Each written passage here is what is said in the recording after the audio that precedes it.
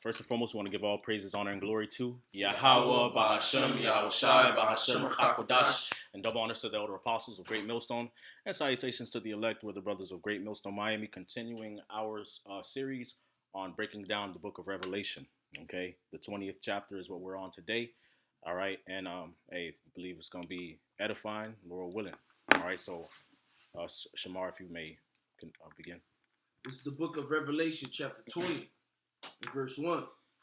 And I saw an angel come down from heaven, having the key of the bottomless pit and a great chain in his hand. Khan, and the bottomless pit there is Europe. Okay. I'm not. You got second Ezra C? Yeah, Khan. This is book of Second Ezra 5. Just to prove the bottomless pit is talking about a land. All right, this is book of Second Ezra chapter 5, I started at verse 23. It says, "And the Lord said, O Lord, that bears rule of every tree of the earth, and of all the trees thereof, thou hast chosen the one only vine." Verse 24. It says, "And of all the lands of the whole world, thou hast chosen the one pit." All right, just bring that word out. Talk about pit. That's the one pit is Israel. But you can use that bottomless pit as a land to talk about Europe. Right. And I just want to go into that because each plot of land, because the Lord did divide the nations by lot and by land. So each territory of the nations is described as a pit because he's planting people there. Okay, so Europe is considered the bottomless pit. The reason being is because they lack resources, so they have to constantly, import goods to Europe. Okay, all right, because the land is not fertile. All right, so again, like Zakaria said, pits can describe lands or regions of land. Khan, you had some more on that, Uzi? I'll just finish off. Second Ezra chapter 5, verse 24 says, "In all the lands of the whole world thou hast chosen thee one pit, and of all the flowers thereof one lily." Khan. That angel was Septimius Severus, correct? Brothers know. It's around that time when the Lord did start to turn that kingdom from the Romans. You got to use the mic, bro. I know I heard the breakdown before how that angel was Septimius Severus, but really ultimately going into that time in which the Lord, was putting Jacob into the Roman Empire. Right, slavery, right? Mm-hmm. Yeah, bringing down Esau, Edom for that amount of time that he would be going into 1,000 years, but that 1,000 years started from around 300 to 1300s or 1400s, but there was a series of centuries, a couple centuries, where Jake was infiltrating the Roman Empire with the Septimius Severuses, with the Marcus Aureliuses, and so forth and so on. Cool. Khan. And Marcus Aurelius and Septimius Severus, they were Israelites. Khan. Yep. And this information is available online. And the first person who came up was Septimius Severus. Mm-hmm. Okay. Yeah, on Google. I just typed in Black Emperors of Rome, and you got Septimius Severus. He's the first one that comes up. It says Claudius Albinus, Marcus Marcinus, and Alemanus. Okay, so yes, man. All right, you had Israelites that were in rulership in Rome. Okay, all right, and they don't want to bring this out, but it's just facts. All right, Jake ruled over the Roman Empire. Okay, at a time, and so Esau was brought down. He was brought into a position of subjection. Verse 2. And he laid hold on the dragon, that old serpent, which is the devil and Satan, and bound him 1,000 years. Mm-hmm. Khan, so that was in a 1,000-year period of Esau being in subjection underneath the Israelites in ancient Rome. Okay. Verse 3. And cast him into the bottomless pit, and shut him up, and set a seal upon him, that he should deceive the nations no more, till 1,000 years should be fulfilled. Mm-hmm. Khan, and that again, that 1,000-year period is what they call the Dark Ages. Okay. All right, let's go to the Dark Ages on Google.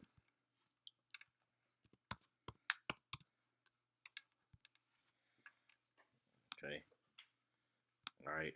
So it says the Dark Ages were between the 5th and the 14th centuries, lasting 900 years. Okay, which we know was more than that. Yeah.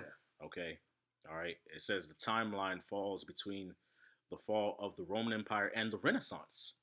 All right. So that's where it's going into that he might be loosed. After that, he might be loosed a little season. Right. Okay, because the Renaissance was what the word Renaissance means what rebirth. Came back into his power. Sorry. Yep. And he began to deceive the nations again. Right. During the Dark Ages, if you look online, and even this different pages on social media, we can see all the different black frescoes and Yep. images of black rulers and emperors and people, throughout Europe.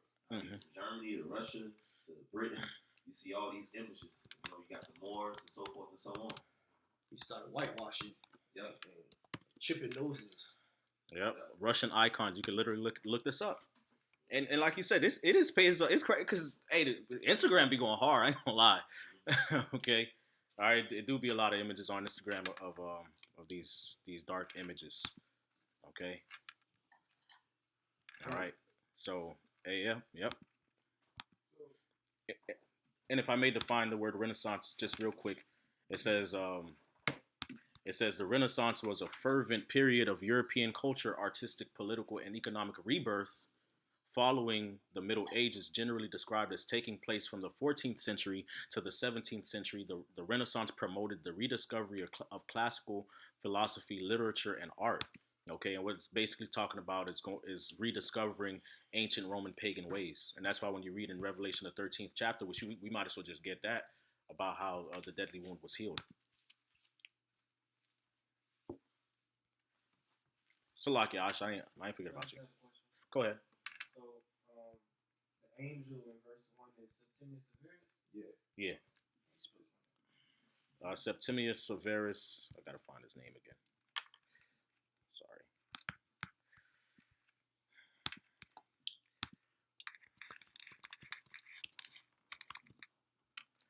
His name is spelled Septimus.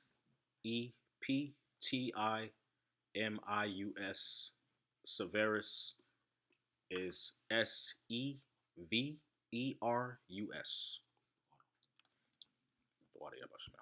Yeah, it said to get Revelation 13, right? Yeah. You got what? Revelation 13 and 14. He deceived them that dwell on the earth by the means of those miracles which he had power to do in the sight of the beast, saying to them that dwell on the earth that they shall make an image of the beast which had the wound by the sword and did live. Con, I mean, you could Jump to verse 3. yeah, you could jump Verse 3. verse 3. Revelation 13 and 3. And I saw one of the heads as it were wounded to death, and his deadly wound was healed, and all the world wondered after the beast.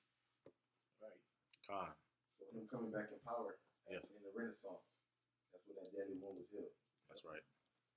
If I could say something real quick, which the apostles and elders already brought out, but I'll just say it again if no one heard. The name Septimius Severus. Septimius means seventh, and Severus meaning cut. Mm-hmm. Which 7 is the number of completion. So we got an omen. The Lord used him to make a complete cut down of the Roman Empire at that time. That's right. Beautiful. Yep. Yep. To sever. So back at Revelation 20, and I read 3 again. And it says, and he cast him into the bottomless pit and shut him up and set a seal upon him that he should deceive the nations no more till the 1,000 years should be fulfilled. And after that, he must be loosed a little season. And I saw thrones, and they sat upon them, and judgment was given unto them. And I saw the souls of them that were beheaded for the witness of Yahushua and for the word of the Most High, and which had not worshipped the beast, neither his image, neither had received his mark upon their foreheads or in their hands, and they lived and reigned with Hamashiach 1,000 years. Con. So basically, this jumps. All right, this chapter jumps around. Okay, all right, because after this man is taken down, which he's been loose for a season. Okay, after his season is over, the Lord's going to come back and set up the righteous. Okay, all right, who were persecuted for the name of Yahweh Bashem Shai, which is why the scriptures tell you that these four beasts, which are four, okay, are four kings that shall reign upon the earth, but the saints of the Most High shall take the kingdom. And that's in Daniel, the 7th chapter. I'll get that real quick.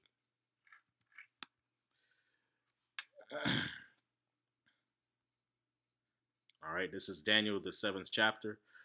Okay, all right, and it says in Salaki, for what verse?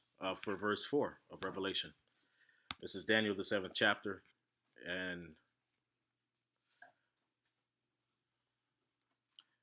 verse 21. It says, "And I beheld, and the same horn made war with the saints and prevailed against them." Okay, and what's the horn?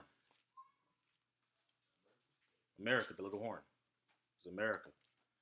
Okay, all right, and we've gone into Daniel 7 and Revelation, the 13th chapter before concerning that, so you can refer to past videos on that one. Okay, all right, it says, "Until the Ancient of Days came and judgment was given to the saints of the Most High, and the time came that the saints possessed the kingdom." Okay, all right, so that's what Revelation, the 20th chapter, verse 4, is referring to, about how judgment and authority was given to the saints, okay, who were martyred for the name of Yahweh Bashem Yahushai. Verse 23, it says, "Thus he said, the fourth beast shall be the fourth kingdom upon the earth, which shall be diverse from all kingdoms, and shall devour the whole earth, and tear it down, and break it in pieces." Okay. And also, Salaki, I did want to read up. This is Daniel chapter 7, verse 17. All right, it says, "These great beasts, which are four kings which shall arise out of the earth, but the saints of the Most High shall take the kingdom and possess the kingdom forever, even forever and ever." Okay, all right, so that's what that's going into, man. All right, how the saints ultimately, all right, even though this beast system came back, all right, are ultimately going to sit on the throne of judgment. Okay, all right, and reign with Yahweh Shai 1,000 years, which is the first 1,000 years of the kingdom of heaven. All right, to actually set it up and establish it. Okay. I got something on the thrones representing like rulership. Mm-hmm. This is the book of Revelation chapter 5. Revelation chapter 5 and verse 9. It says, "And they sung a new song, saying, Thou art worthy to take the book and to open the seals thereof, for thou wast slain and hast redeemed us, which our Lord Yahushua, through his blood we have this understanding, through for his sacrifice, the Lord gave us the understanding of the scriptures. Mm-hmm. It says to open the seals thereof, but thou wast slain and hast redeemed us to Yahweh by thy blood out of every kindred and tongue and people and nation." Verse 10, it says, "It has made us unto our power kings and priests, and we shall reign on the earth." That's the elect, man. All right, the Lord's going to gather the elect that's scattered throughout the four corners of the earth, and we're going to reign with the Lord, man. Those who was beheaded, all right, they're going to be risen with the Lord first. I got two precepts. One to show that those souls that were beheaded, coming back. This is 1 Thessalonians 4, and I'll start at 15. No, I'll start at 14. It says, "For if we believe that Yahushua died and rose again, even so them also which sleep in Yahushua will the Most High bring with him.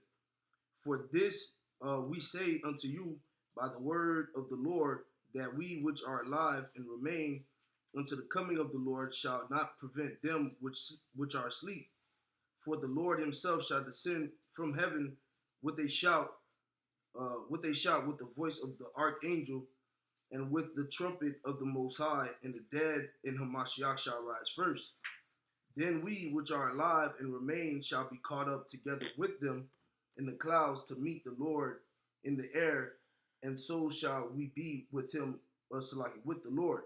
And the reason why I'm bringing this out is because those souls that were beheaded, all right, they're gonna be the first ones risen, man, because they resisted unto blood. Yeah, they resisted that temptation, man.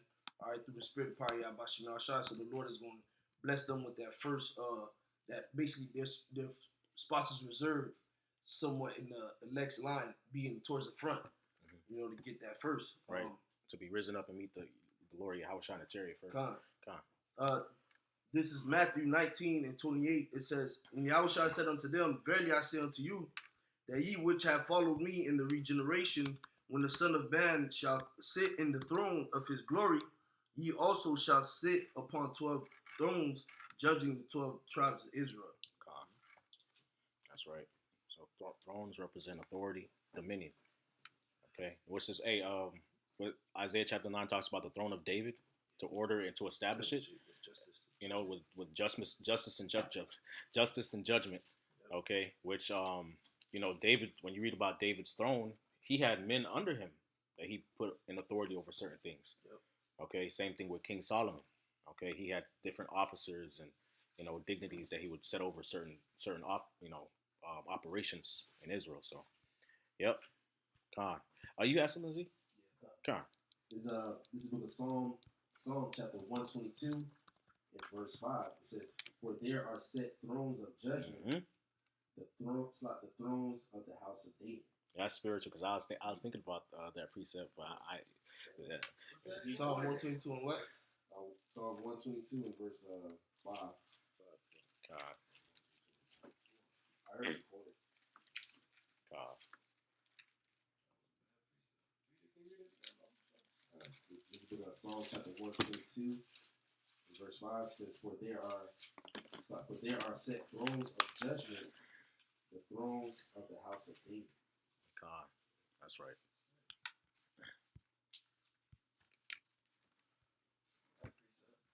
You got it. For the same verse, Micah chapter 4 and 8. And thou, O tower of the flock, the stronghold of the daughter of Zion, unto thee shall it come, even the first dominion. The kingdom shall come to the daughter of Jerusalem.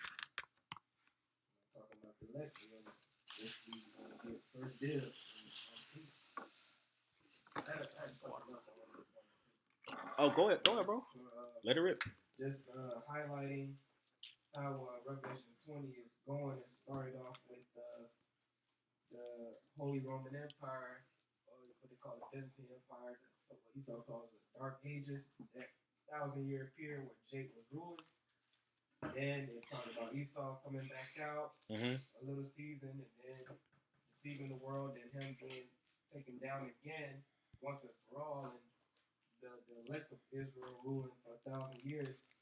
It's beautiful because that first 1,000-year period, Jake wasn't ruling with the law, statutes, commandments, and righteousness, like the way they should. So the Lord allowed Esau to come back out and stomp him out, which is prophecy, okay? And then, they're going to come back and rule in righteousness, and then they're not going to go back down. This is Wisdom of Solomon, chapter 6, and verse, I'll read fast. "Hear therefore, O ye kings, and understand. Learn ye that be judges of the ends of the earth. Give ear, you that rule the people, and glory in the multitude of nations. For power is given you of the Lord, and sovereignty from the highest, who shall try your works and search out your counsels. Because being ministers of his kingdom, ye have not judged aright, nor kept the law, nor walked after the counsel of the Most High. Horribly and speedily shall he come upon you, for a sharp judgment shall be to them that be in high places." So Jay was in rulership. Lord gave him power, but they didn't do righteousness with it. Khan. Yep. Yep. Which another precept, just to back that up, we bring this all the time dealing with Esau, but it applies to Jake as well. Sirach 10 and 8, because of unrighteous dealings, injuries, and riches got by deceit, the kingdom is translated from one people to another. That was Sirach. What now? 10 and 8. Con. Sirach 10 and 8. Let me catch up. All right. Real quick. Boom. All right. Con. Yep. That's what we're reading right here in Revelation 20. That the power being shifted back and forth. You know. Con. That's why we need Shiloh to come. Yahweh Shai. Because once he comes and set up the kingdom, the bit of Yasharallah sit upon the throne of David, that's what's going to make us rule forever and rule in righteousness forever. When Yahweh Shai come establish his kingdom, he's the Prince of Peace, wonderful counselor. He's the one that's going to set forth this righteousness, this kingdom full of justice and judgment, upon the earth forever. And that's where we fall under being the Israelites, man, and believing on him. If we believe on him and we suffer with him, we will be joint heir with him. They shall reign with Hamashiach. That's right. They didn't rule with Hamashiach the first 1,000 years. That's right. Then it's gonna go down if Yahweh shall not rule. It ain't gonna last. Right. The prophecies say the everlasting kingdom is gonna be when Yahweh shall rule. Unto us the son is did somebody bring it out? Right, I quoted it. I mean, because if we go that, I don't know if we're gonna go that direction. It's gonna be here forever. So I was like, yeah, I don't know, because you could link that with Isaiah and all this other stuff. You want it? You can bring it out, bro. This is Isaiah chapter 9, verse 6. For unto us a child is born, unto us a son is given, and the government shall be upon his shoulder.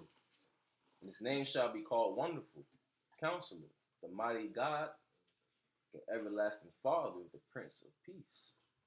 Of the increase of his government and peace there shall be no end, upon the throne of David and upon his kingdom, to order it and to establish it with judgment, with justice from henceforth, even forever. The zeal of Yahweh of hosts will perform this. Con. That's right.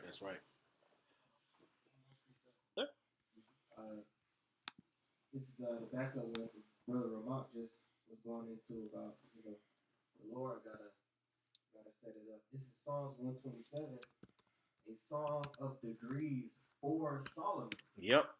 Psalm 127? Yes. 127. And they got Psalm 72, that's a song for Solomon. This one is another song of degrees for Solomon. Except the Lord build the house, they labor in vain that build it. Except the Lord keep the city, the watchman waketh but in vain. And Solomon, he built the house for the Lord, and he's doing it again all over in the spirit. Mm-hmm. Con.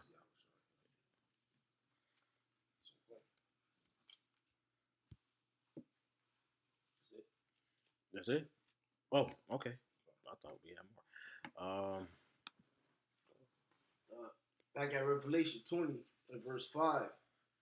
For the rest of the dead live not. Salaki, I read that again. Revelation 20 and 5. But the rest of the dead live not again until the 1,000 years were finished.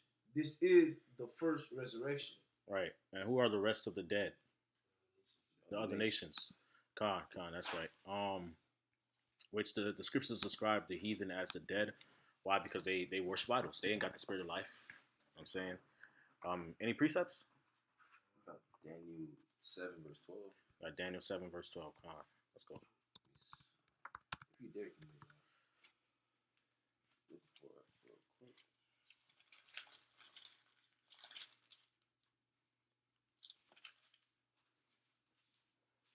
So Daniel chapter 7, verse 12.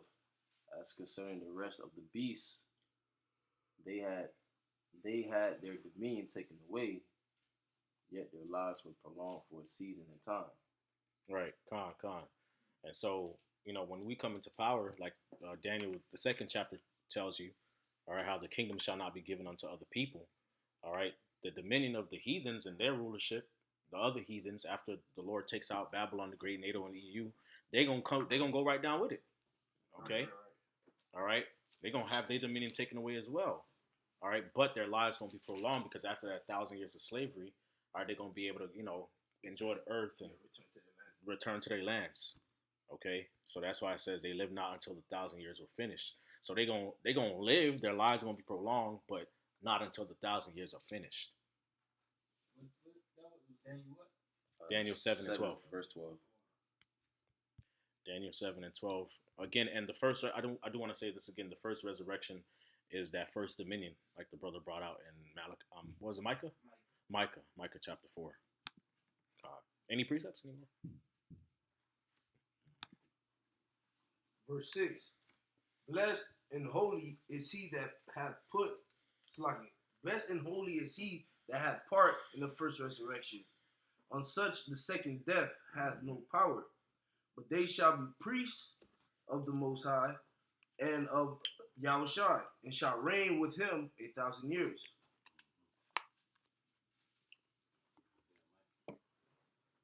Z. That first resurrection, that first rising again of Yahshua, blessed is he who takes part in that. That's the elect. It's going to be beamed up in the chariots when Yahweh shall come. And that's what we all here fighting for. That's what we in this truth for, Lord willing.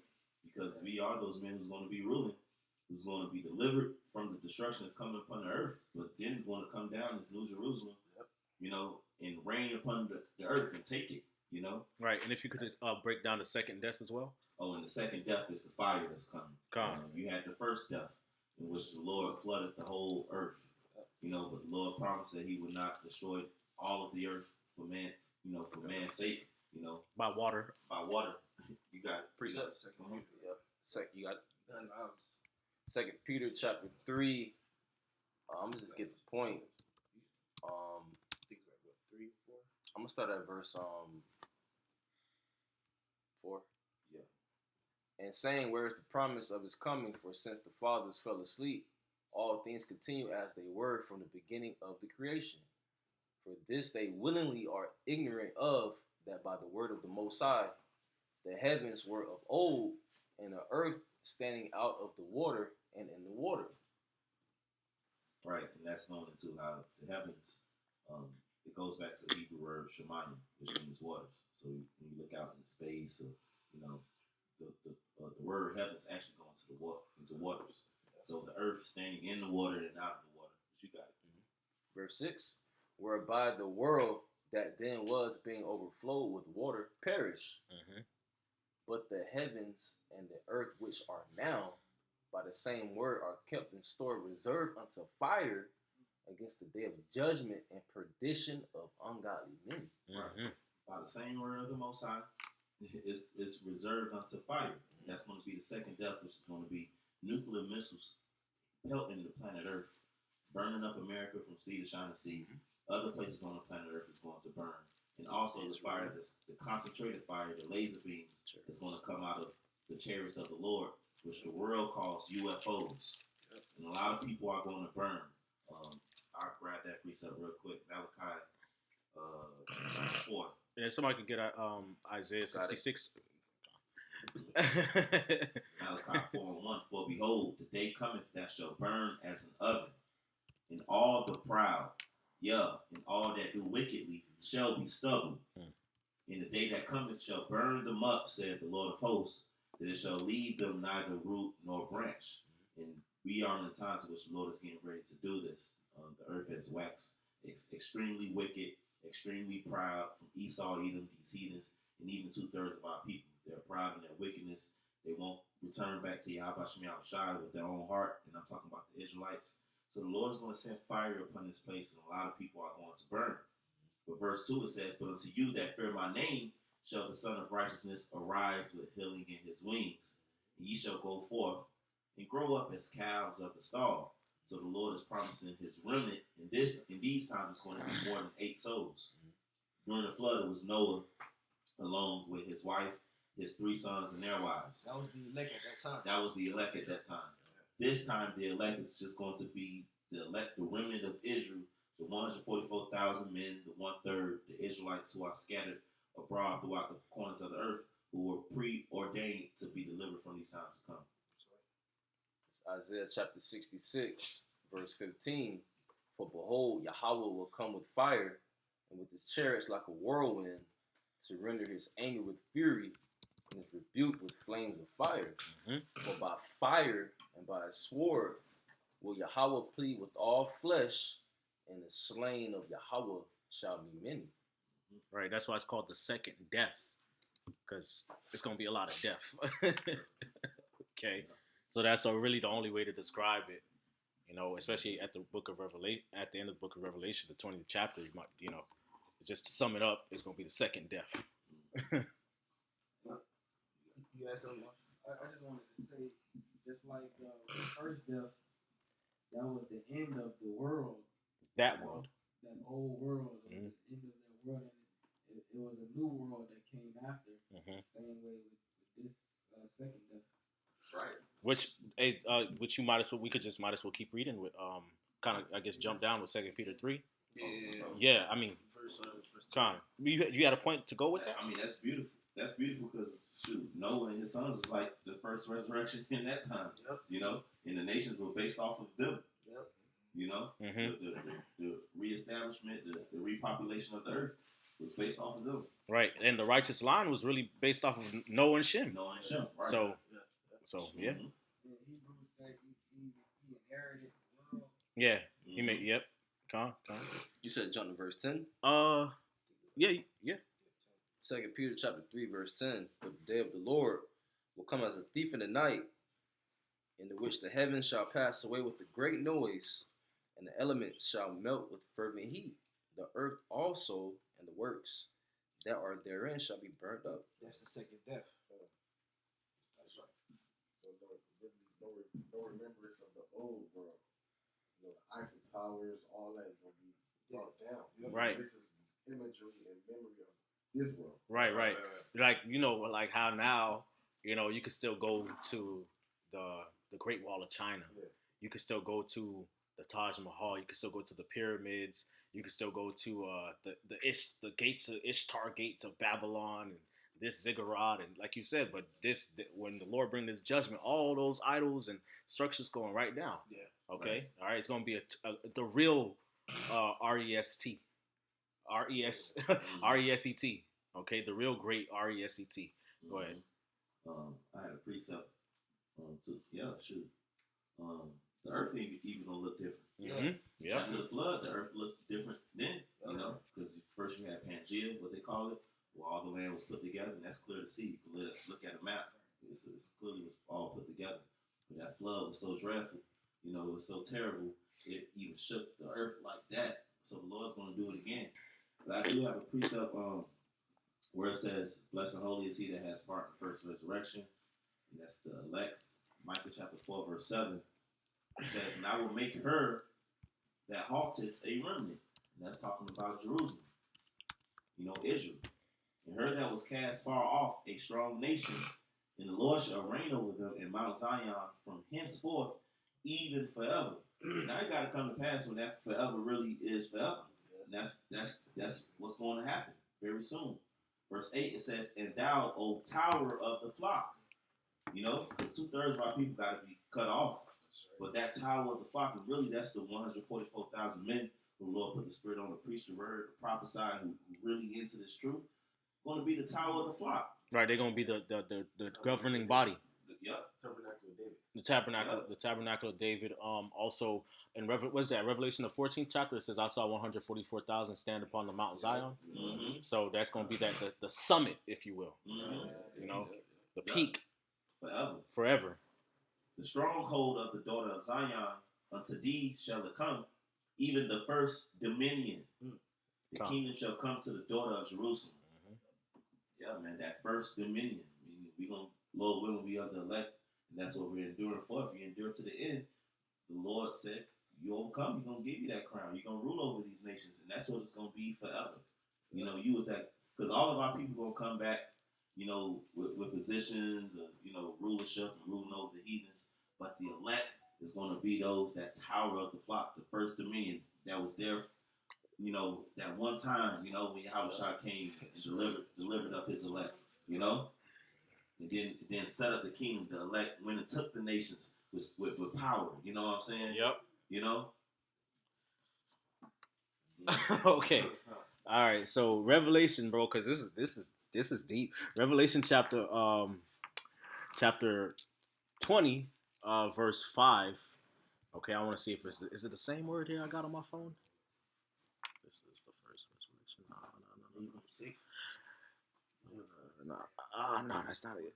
Okay, so Revelation 20 and damn, it says they lived and reigned. That's what 6. Lived and reigned. They lived. Okay, boom. They lived and reigned. That's verse 4. 4. Okay, cool. Salakia. All right, the Greek word there.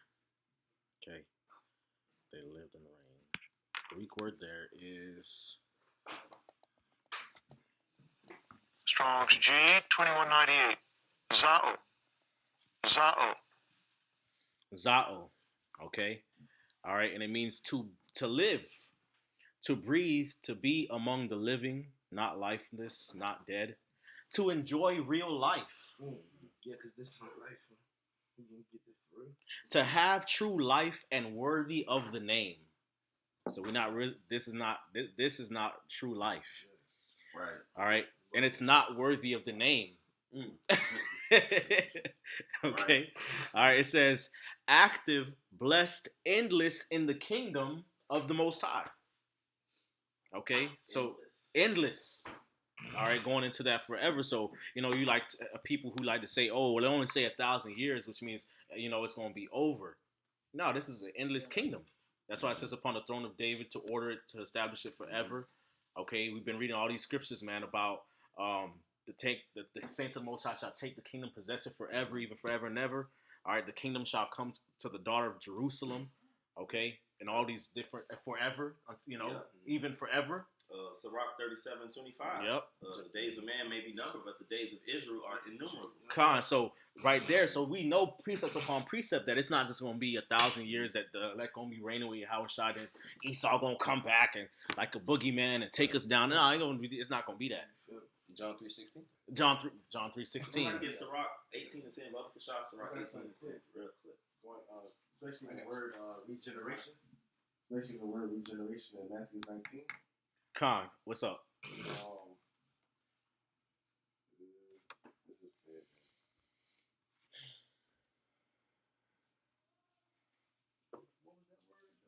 For life, for live. Well, lived. It's the Greek word. I just want to know what the English word. Oh, It well, says Zao, I think. it's in the Greek. It's zao But it was for live. for lived. Live. Yeah, Strong's G 2198, Or- and it's Revelation 20 and 4.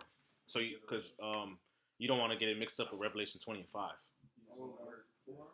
Yeah, it's Revelation 20 and 4, where it says they lived with Hamashiach. Mhm. Khan. But not You don't go to the word play it for me because I ain't working on my phone. okay. This is for the in Matthew 19:27. So this is what Matthew 19 and 27. The word regeneration in the Greek. 28 slide. Yeah. Matthew 19:28.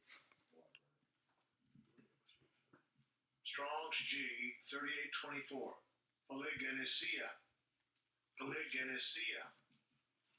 So that was the word for what?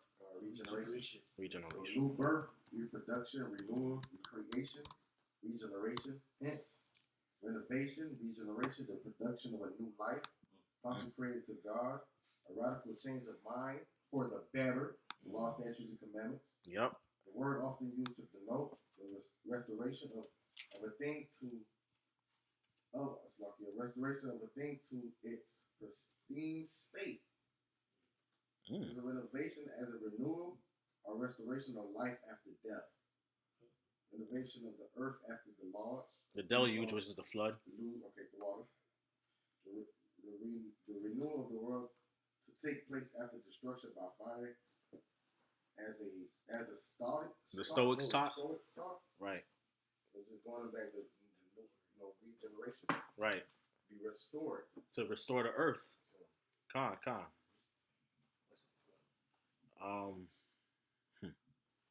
got that Sirach 18:10.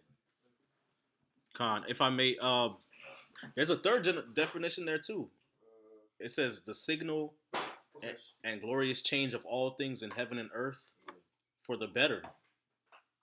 It says that restoration of the primal and perfect condition of things which existed before the fall of our first parents, which they going into the fall of Adam and his wife Eve. Okay, it says which the Jews looked for in connection with the advent of the Messiah. So that's what our people believe. We believe that the Messiah would come back and restore us back to the way that we had from the beginning, even better. Okay, all right. It says and the Christians, which we understand, the Christians are Israelites who believed in Yahushai. Okay, all right, which Hamashiach. Okay, which that's translated into the Greek Christos. Okay, which is why the Jews that believed in Yahushua were called Christians, based off of that translation. Okay, it says which the Christians expected in connection with the visible return of Yahushua from heaven. Okay, so when Yahushua returns from heaven, all right, it's going to be a great restoration of his people.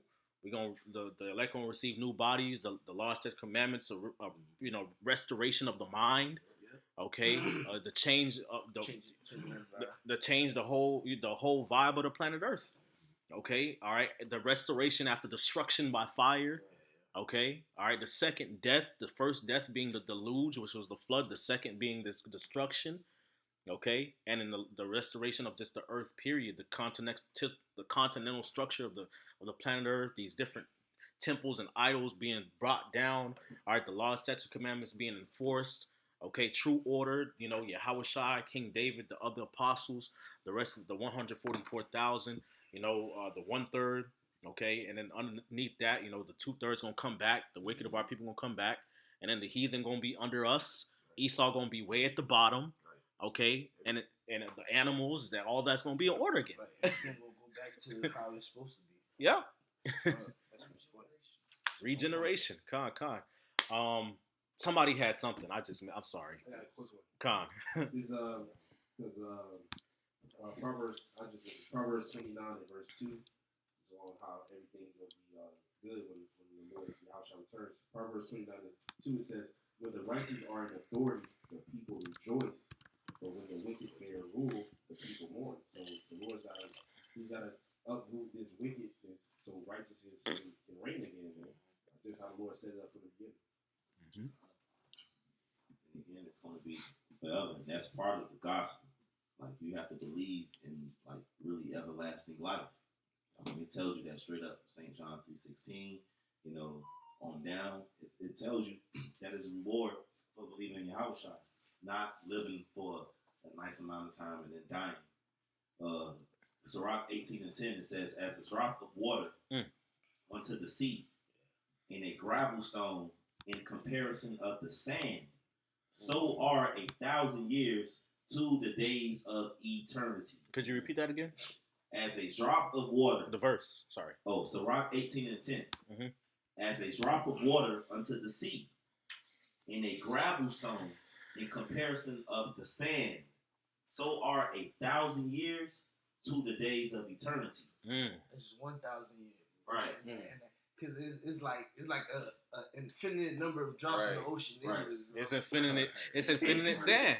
Right. You know what I'm saying? Because it says sand, and Israel is described as the sand of the sea. Right. Okay, and as the stars of heaven. What the scriptures say, the ordinances of the heaven, the sun and the moon and the stars, they not going to depart. They there forever.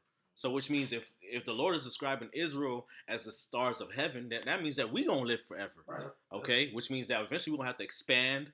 Okay. All right. Like which the scriptures tell you, stretch out the heavens as a curtain or tent to dwell in. Yep. Okay, so we're gonna have to go and expand and explore the Lord's infinity. Right, his infinity, his omnipotency, his never dying, his never limited power. Right. So it can't just end. Right. And how much sand is there? I don't know. If you grab the handful of sand, you won't be able to count it in your lifetime. Right. And it's always more sand being produced. Yep. Right, because you got erosion, water, Right. wind, different ways that different particles are produced. Right. So boom. And sand is not just limited to the beach too, man. There's Right. sand under the ocean, and there's sand everywhere else. Right. Right. Sand all throughout the land. Right. Yep. It's in as far as a drop to the sea. Even Esau finding water under the daggone crust. Yeah. So it's just gonna be forever, never ending. That's right. That's right. God. This is the book of Hebrews, chapter 12, and verse 28. It says, "Wherefore we, receiving a kingdom which cannot be moved, let us have grace whereby we may serve Yahweh acceptably with reverence and godly fear." So the scripture say in the New Testament, the book of Hebrews, say we're going to receive a kingdom which cannot be moved. Right? All right, the Lord's going to give us everything. NASA, I brought this up. NASA, they just revealed images of the galaxies. Oh, I heard about that, bro. Yeah, like different images. So the Lord is like showing us, man. He's showing us the different gold that's in the earth and different galaxies. We got to go home. Right. Did you Google that just now? Yeah. Bro, you gotta let me know what the Google is, bro. Just go to NASA Galaxy. Oh, I just put new galaxy pictures, and then NASA just came up.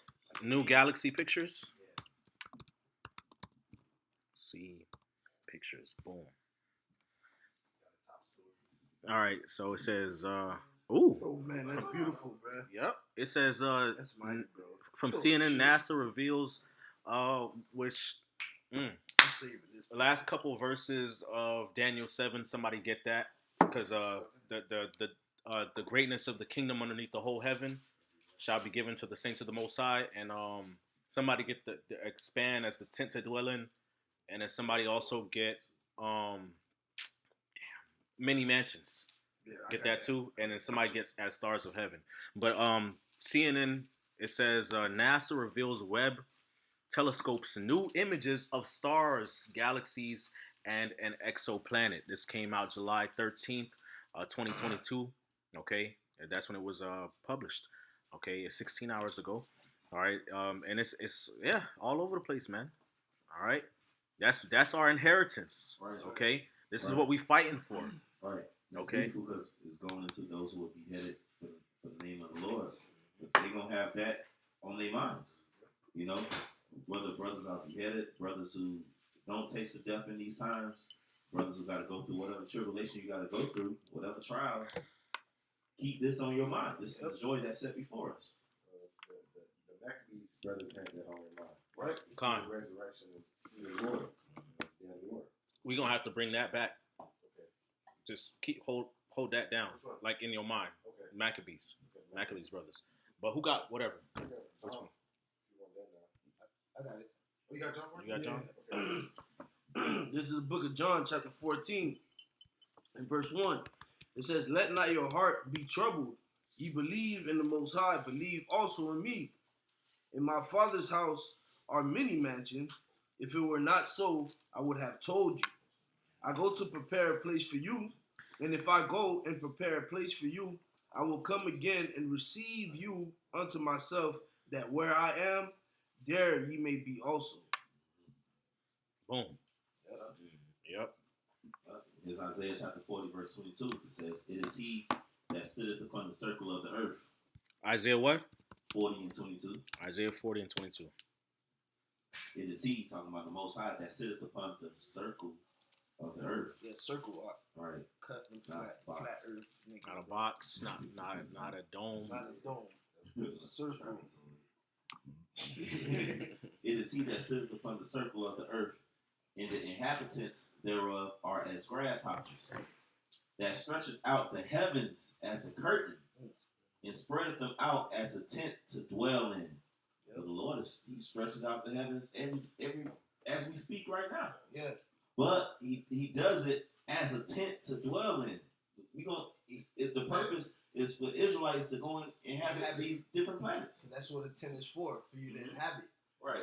And it's constantly coming out too. These scientists are constantly, every time they look out into space, because it takes them a while for those satellites to realign for them to be able to snap pictures. So every time those satellites realign, they look into those telescopes, into those fucking lenses, they always see the universe gets bigger from the last point where they look. Right, because they trying to search. They trying to search out the heavens. Stupid. We had something else. It's a couple precepts. You got that, Daniel? No. What you got? John, you want it? We already brought it out. The Daniel, it says the greatness of the kingdom. Daniel 7.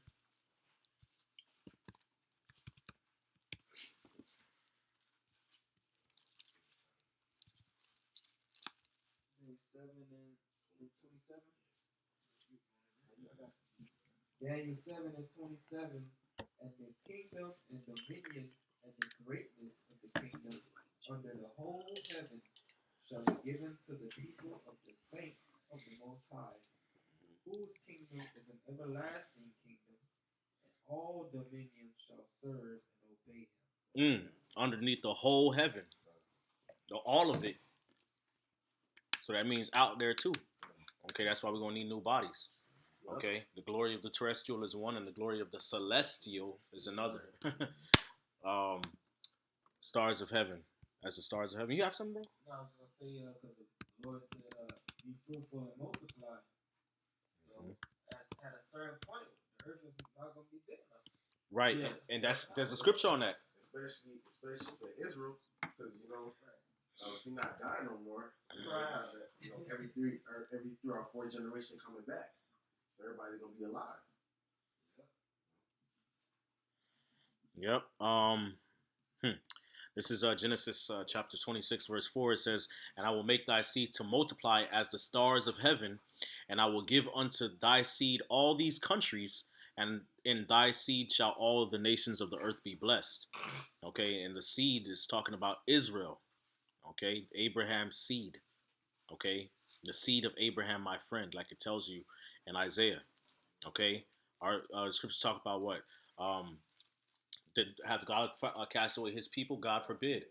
For I also am an Israelite of the seed of Abraham of the tribe of Benjamin. Okay, so the Israelites are the seed of Abraham. They're the ones that are counted as the seed. Okay, all right. Are they Hebrews? So am I. Are they Israelites? So am I. Are they the seed of Abraham? So am I. Period. The children of promise are counted For the seed. That's right, brother. Exodus chapter 32, verse 13, it says, "Remember Abraham, Isaac, and Israel, thy servants." Don't say nothing about Ishmael and Esau and Midian.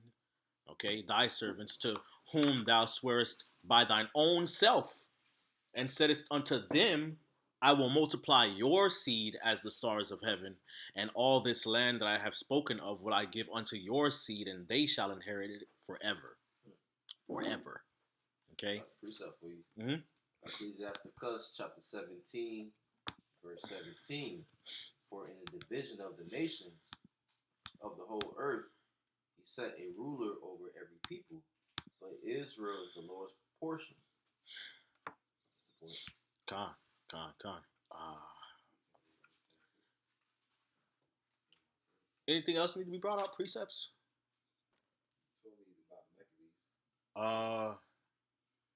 Yes.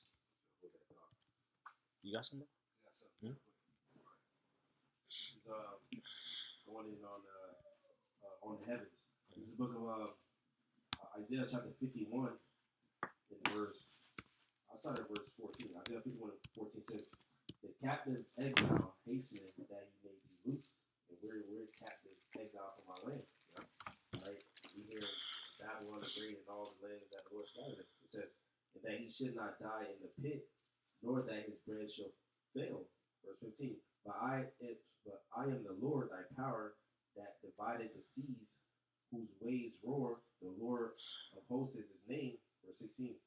And I have put my words in thy mouth, and have covered thee in the shadow of my hand, that I may plant the heavens, and lay the foundations of the earth, and say unto Zion, thou art my people. Going to the different planets. The Lord said, you'll plant the heavens. Right. You ain't got none? Okay. Somebody get Isaiah 49. Isaiah 49 and 20. Isaiah chapter 49 and verse 20. The children which thou shalt have, after thou hast lost the other, shall say again in thine ears, the place is too straight for me. Give place to me that I may dwell. Con. Then shalt thou say in thine heart, who have begotten me these, seeing I have lost my children and am desolate, a captive and removing to and fro. And who hath brought up these? Behold, I was left alone. Where had they been? Con. So it's gonna, hey, we're gonna be having a lot of children in the kingdom. So it's gonna the space eventually, we're gonna have to expand out. Can I read verse 20 in New Living Translation, NLT? It says, the generations born in exile will return and say, we need more room. It's crowded here. So where that room go? Dang. Right. It is crowded. It is crowded. God. Isaiah 49, 49 verse 20 in the NLT. The generations born in exile will return and say, we need more room. It's crowded here. Verse 21. Then you will think to yourself, who has given me all these descendants? For most of my children were killed, and the rest were carried away into exile. I was left here all alone. Where did all these people come from? Who bore these children? Who raised them for me? Mm.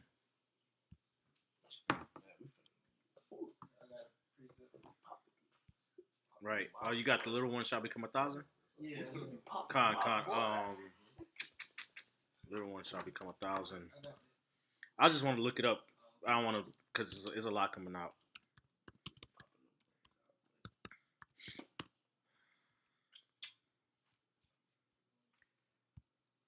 All right, bro, you got it.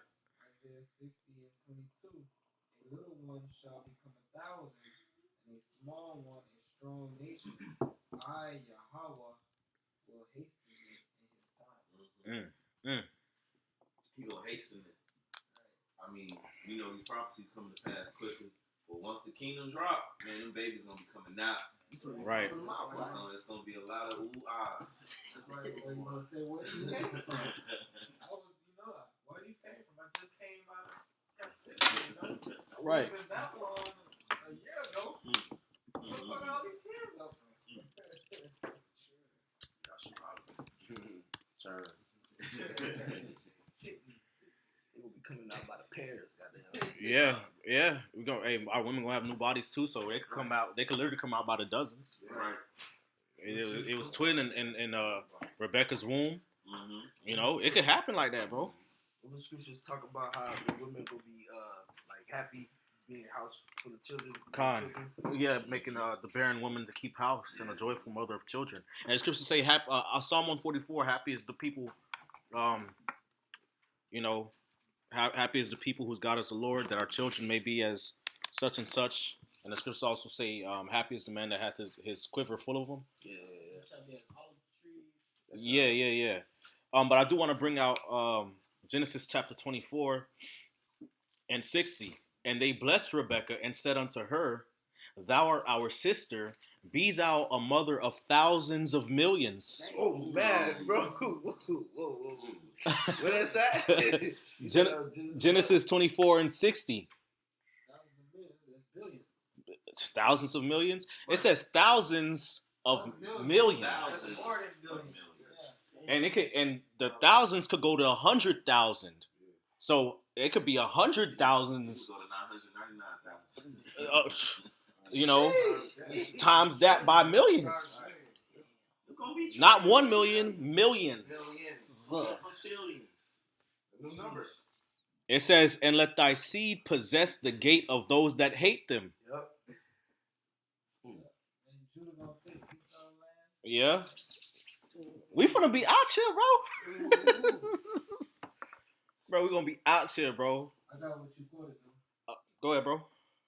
It's Psalms chapter 128 and verse 3. Thy wife shall be as a fruitful vine by the sides of thine house, thy children like olive plants round about thy table. That's what you want, right? Con. Yeah, you could get Psalm 144.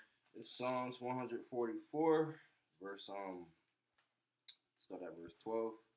That our sons may be as plants grown up in their youth, that our daughters may be as cornerstones polished after the similitude of a palace, that our garners may be full, affording all manner of store, that our sheep may bring forth thousands and 10,000s in our streets, that our oxen may be strong to labor, that there be no breaking in nor going out, that there be no complaining in our streets.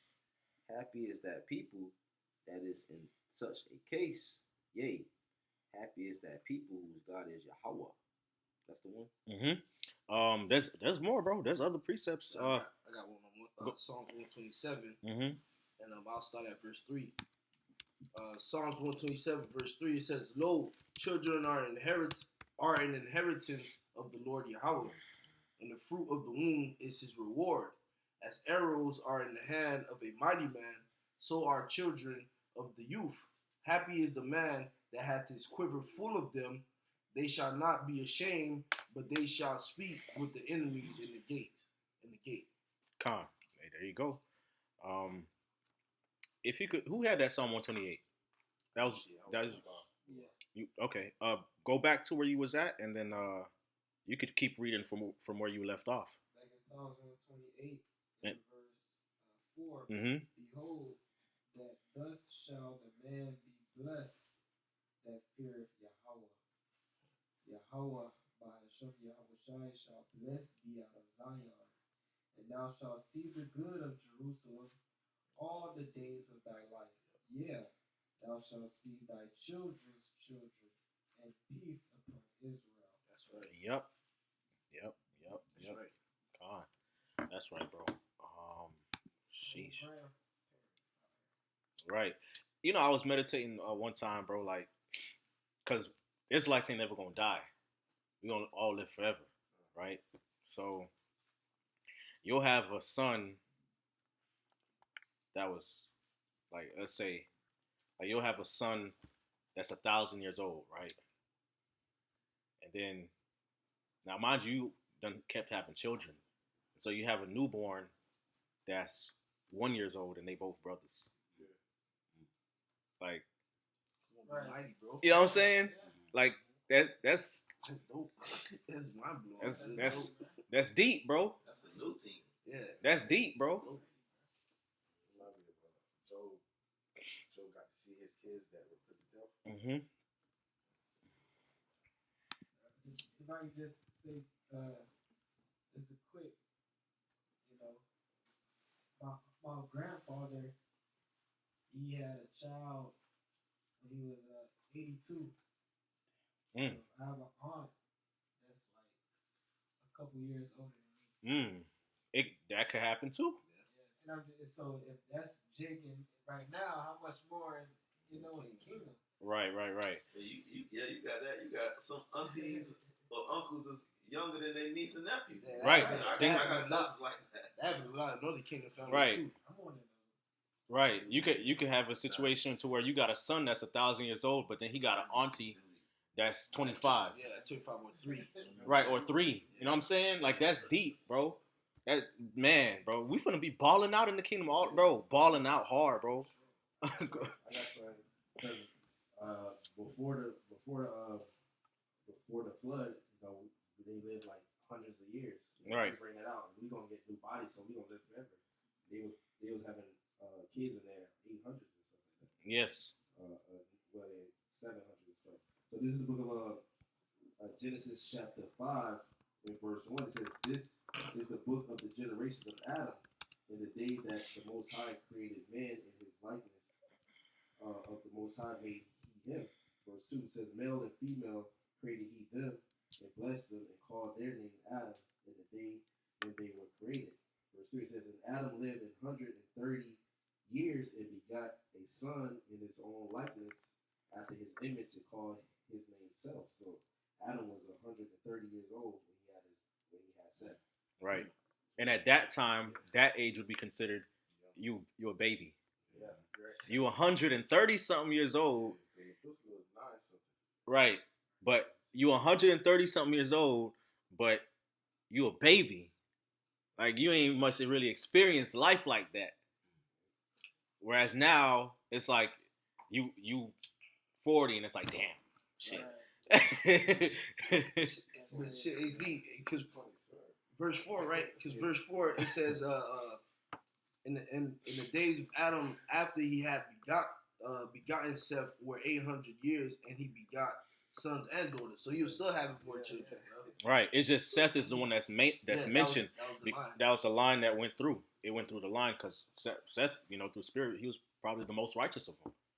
I'm saying, so the line went through Seth, and then it continued on through specific righteous men. So yeah. So Seth had other siblings. He probably, how many siblings he might have had? How many brothers and sisters he might have had? God knows. Seth could have had his child, and then Adam was still, Right. gone. Exactly, bro. Yeah, bro. Yep. So hey, Adam saw, the world, go into that spiral of, wickedness, and he got kids, grandkids, and they growing up and they know who he is, and he's still alive, and he just seeing all of everything. You know what I'm saying? Even after the flood, Shem, Ham, and Japheth and Noah, they lived a long ass time. So who knows? Seth might have lived to see or to live till about the time where Terah or Abraham's grandfather, great grandfather was on the scene. It's possible. Shem. Shem might have lived, till that point where Abraham grandfather might have just been born. It's possible. We don't know the specifics, but if you living that long, you seeing things. Like you see your son, your son's son, his son, his son, boom, boom, boom. You seeing them have kids. That's your great auntie, but she was just born. You gotta expand your mind, bro. We gotta expand our mind. And it's truth, man. Immortality. Hey, scriptures tell you the Lord created man to be immortal. Yeah. So yes. That's beautiful. All that's going to come from the first resurrection and on. You get what I'm saying? Con. Any other precepts? Con. Oh, shit. I did have a precept for verse 6 where it says, but they shall be priests of the Most High and of Yahushai, and shall reign with him 1,000 years. Revelation 5, and just get straight to the point in verse 10. And has made us unto our power kings and priests, and we shall reign on the earth. Right, we could get Revelation chapter 1. Yeah, verse 6. Verse 6. This is the book of Revelation chapter 1, verse 6. It hath made us kings and priests unto the Most High, and unto the Most High and his Father. To him be glory and dominion forever and ever. Amen. Or so let it be.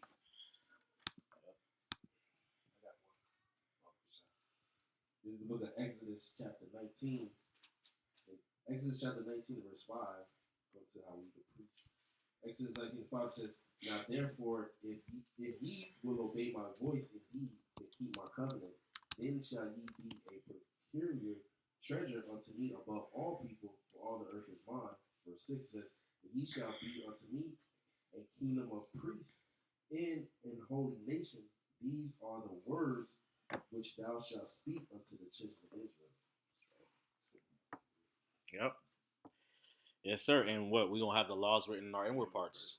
So we ain't never going to go off. We ain't never going to have to fall away and then we become Gentiles and then all this slavery and, you know what I'm saying?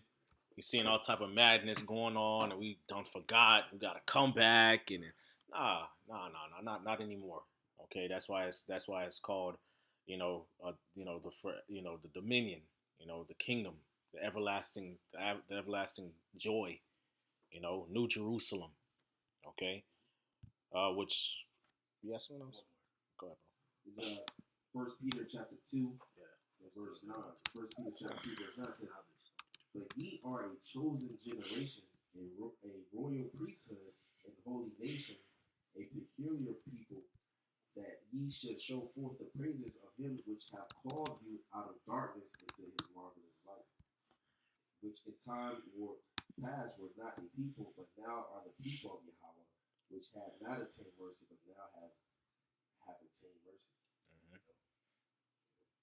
Khan, if I may bring out Isaiah 65, where it says a new heaven.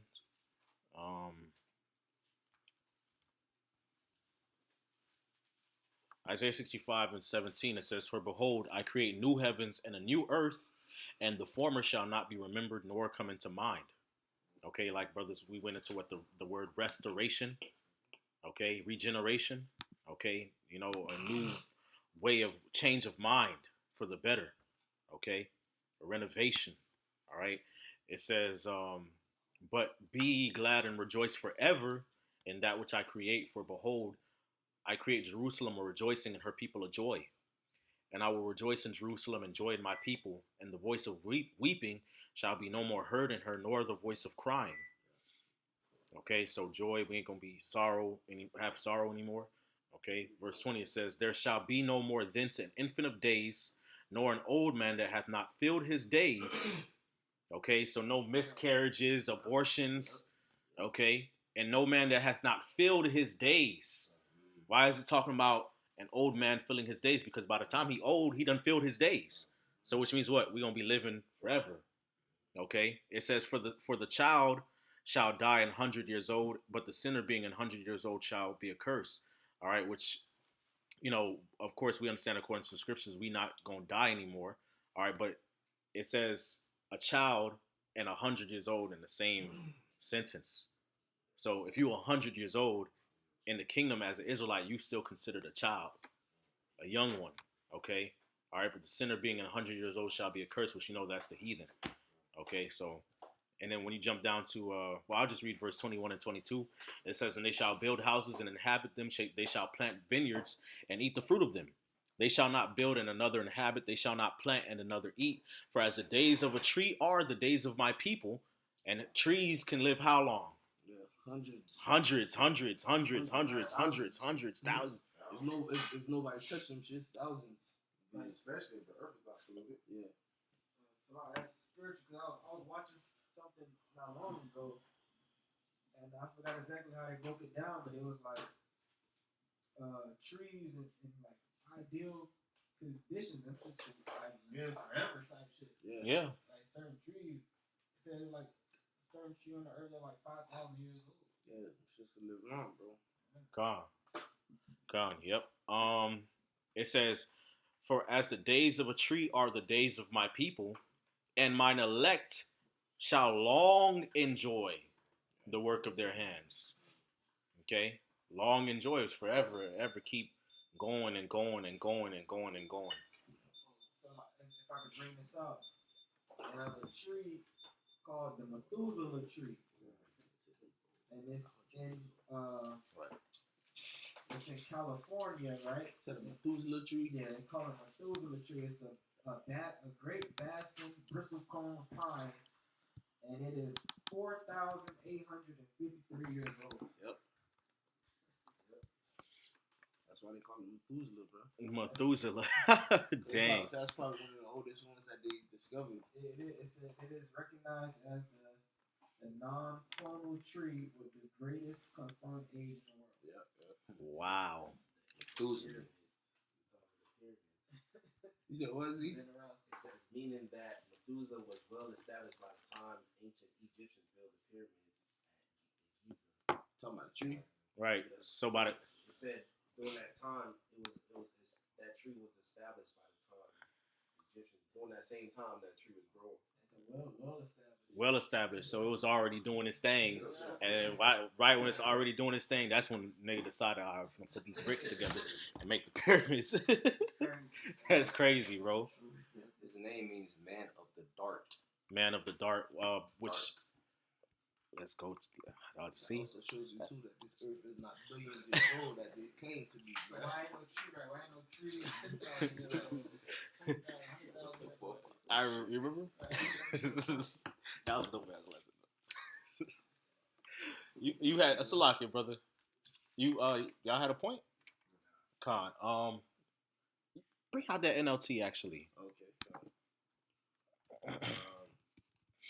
This is the NLT for Isaiah 65:20. It says, "No longer will babies die when only a few days old. Mm-hmm. No longer will adults die before they have lived a full life. No longer will people be considered old at 100. Only the cursed will die at that young." Right. And who's gonna be the cursed? Esau, the heathen. The curse is gonna come upon them. So they gonna have to die and deal with illness and sickness. Dope, man. Right. Even after 1,000 years, Edomites gonna be wiped away, right? Mm-hmm. But the heathens, we're gonna allow them. It says the dead shall live after 1,000 years. Right. So we're gonna be able to. They're gonna be able to. We're gonna give them their lands and whatever. And shoot, the laws and statutes are in place. Their life expectancy is probably going to increase as well. Yeah, absolutely. You know, especially as time goes on. You know, their life is they ain't gonna live forever. No, but their life expectancy is going to increase by them following the laws of the Most High. Yeah. And not calling on any idols. They are going to call on Yahweh Shem Yahushai, and it's gonna get better for them. Right, it's gonna only be fucked up for them if they go off. Right, if they go off, yeah. Right, you know what I'm saying? That's when judgment's gonna come down. But you know, the earth ain't gonna be under this wicked ass vibration as it is now, man. Right, you know, and the life expectancy on the earth right now is horrible. Right, you know, shit's fucked up. But I wanted to say their diet. Yeah, it's gonna change. The diet's gonna change. The earth gonna be eating pork no more. Right. There ain't gonna be no pollution in the air. You got a credit card's worth of microplastics in your bloodstream per week. That's off. No more war. Yeah. Right. No more war. Wow. Yeah.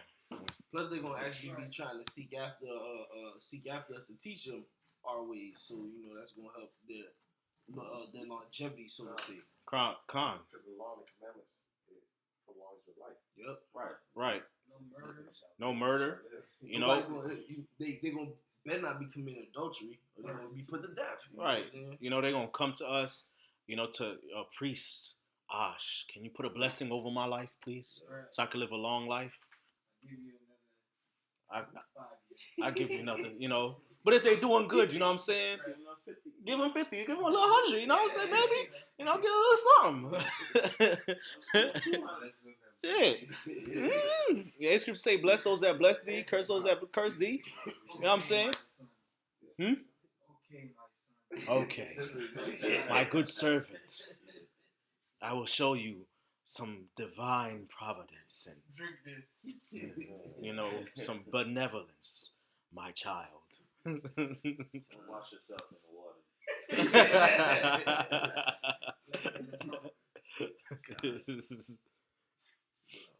Back at Revelation. Whew. That was a lot for verse 6. That was a lot, bro. And we ain't much bring out the Maccabees account, bro.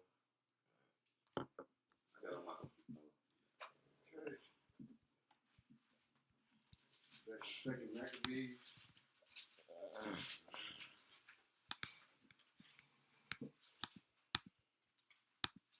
7.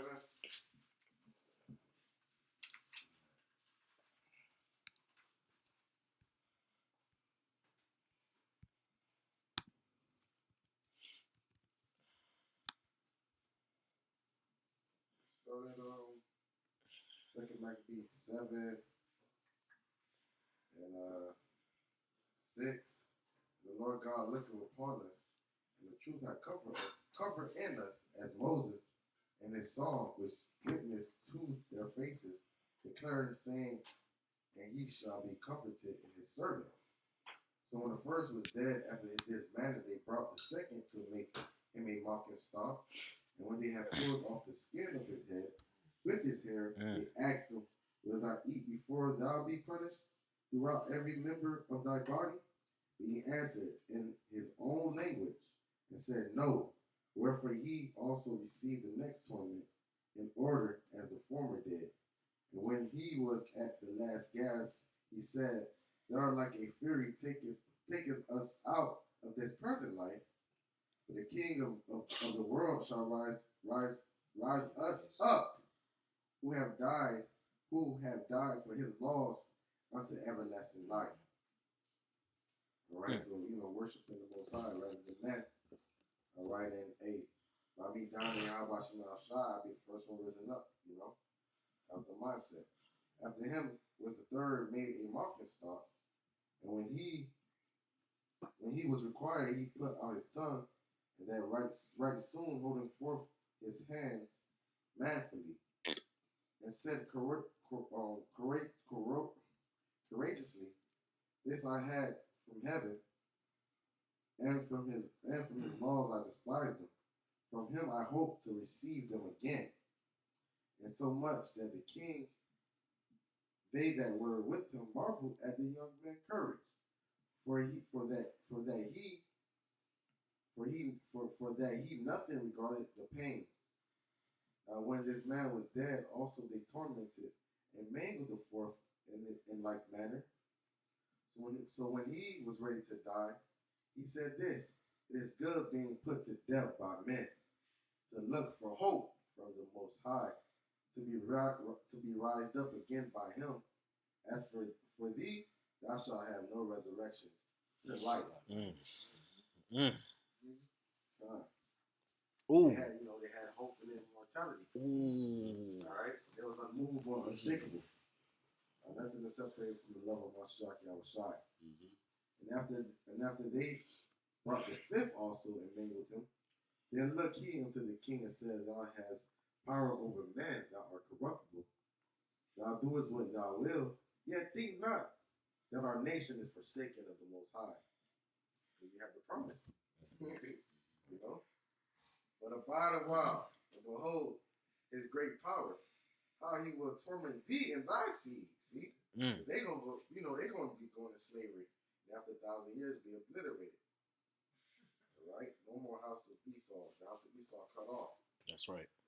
After him also they brought the six, who being ready to die, said, Be not deceived without cause, for we suffer these things for ourselves, having sinned against the Most High. Therefore marvelous things are done unto us. But think not thou that takest in hand to strive against God, that thou shalt escape unpunished.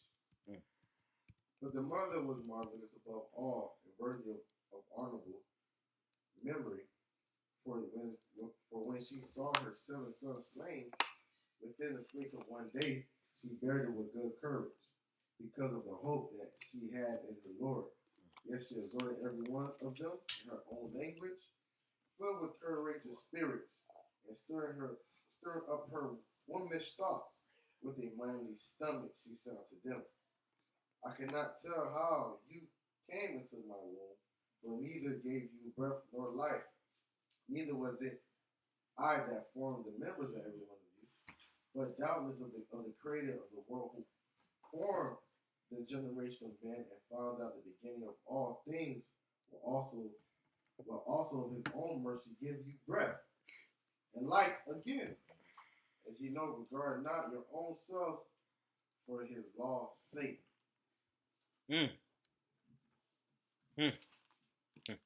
Wow. I think the Lord gonna jip them. No. They believed in the resurrection and everlasting life. So he forsake them that call upon him. Right. And not. The Lord ain't gonna jip them on that, and he put them in the scriptures. Right. So what we speaking of, what we going through, it's to come, man. Yep. For all those that were beheaded, those who won't be beheaded in this lifetime, those who were beheaded in past lifetimes. It was a great insurrection, even in the first century, second century. With the Romans coming up against the true believers in Yahweh Shah. The apostles, they got their Right. reward. They all gonna have to get their reward. Right. Paul ain't gonna jip them. Right, it Paul was a- still waiting for his crown. You know what I'm saying? Right. It was a great insurrection when Jezebel and Ahab was on the throne. Yep. Right. Yep. Shit. So, fuck. It's a lot. It's precept. Salakia. Excuse my French. This is Hebrews 11:35. It says, women received their dead raised to life again. And others were tortured, not accepting deliverance. I wonder who that's talking about. That's talking about them. Yep. It says some was sawn asunder. Yep. Khan. Yep. It says that they might obtain a better resurrection. Better resurrection. The first resurrection. It says, and others had trial of cruel mockings and scourgings. It says they mangled them, yea, of bonds and imprisonments. They were stoned, they were sawn asunder, were tempted, were slain with the sword. They wandered about in sheepskins and goatskins, being destitute, afflicted, tormented, of whom the world was not worthy. Right. Right in parentheses, just to let you know. Right. They wandered in deserts and in mountains and in dens and caves of the earth. Hey, too good for this world. Yeah. Of this, it says of whom the world was Right. not worthy. Right. In parentheses, just put the clause there, just so you know. 1 John 5:19. For we know that we are the Most High, and the whole world lieth in wickedness. Yep. So as we see this shit crumble, fuck this world. Yep. You know, and the world want to come up against us. It's cool. We're from above and they from beneath. It's cool. Right. That's cool, and we are living in times in which we know the Lord is about to restore the kingdom unto Israel. Mm-hmm. So shit, you know, we bringing these things out. This is our hope. This is the gospel. This is the doctrine. It's the truth. Living forever, all these different things. That's the joy that's set before us. From the NLT, the New Living Translation. Mhm. The New Living Translation. It says, they were too good for this world, wandering over deserts and mountains, hiding in caves of the earth. All right, verse 39, King James again, it says, and all these, having obtained a good report through faith, received not the promise. Verse 40, God having provided some better things for us, that they without us should not be made perfect. Verse 40 in the NLT, it says what? It says, for God has had something better in mind for us. That's right. Mm. That's right. So that they would not reach perfection. So that they would not reach perfection without us. Right. Dang. Right. So all the electing sealed in these last times. It says, for God had something better in mind for us, so that they would not reach perfection without us. So things ain't gonna get right until the elect get the blessing first. Right. That's why scriptures talk about what the glorious manifestation of the sons of the Most High. The whole creature groaneth and travaileth. Right. Sheesh. You know, I like to say when brothers, say that, sometimes we say this, it could have been this person in the past, it could have been that person. I always say, who you are in this life is really going to count the most. Yeah. That's right. Mm-hmm. Which, if you was a man of the Lord in the past life, you're gonna be a man of the Lord now. Right. You know what I'm saying? So, Hey, what you said is on point. For real, Ox, because it's not how you start the race, it's how you finish the race. You feel me? God. yes. This is the book of Romans, chapter 8, and verse 22. For we know that the whole creation groaneth and travaileth in pain together until now. Is that it? You can start at verse 19 Yeah. or 18. Yeah, I'm gonna start 18. Shit. I'm gonna start 17. Romans 8:17. And if children, then heirs of the Most High, and joint heirs with Hamashiach, if so be we suffer with him, that we may be also glorified together. For I reckon that the sufferings of this present time are not worthy to be compared with the glory which shall be revealed in us. For the earnest expectation of the creature waiteth for the manifestation of the sons of the Most High. For the creature was made subject to vanity, not willing, but by reason of him who hath subjected the same in hope. Because the creature itself also shall be delivered from the bondage of corruption into the glorious liberty of the children of the Most High. For we know that the whole creation groaneth and travaileth in pain together until now. If I may, in the NLT, Yeah. Romans 8 and 18, it says, "For what we suffer now is nothing compared to the glory he will reveal to us later. For all creation is waiting eagerly for that future day when God will reveal who his children really are. Against its will, all creation was subjected to God's curse. But with eager hope, the creation looks forward to the day when it will join God's children in glorious freedom from death and decay." You could tell these nations actually are waiting for the Israelites to be set up for real, because they tired of dealing with Esau bullshit. Man. Right. And everybody trying to copy Jake and, Yeah. you know what I'm saying? Everybody want to try to get with Jake. All the heathen women want Jake. Yeah. You could tell it's a transition in power. Yep. It says, "For we know that all creation has been groaning, as in pains of childbirth, right up to the present time. And we believers also groan, even though we have the Holy Spirit within us, as a foretaste of future glory, for we long for our bodies to be released from sin and suffering.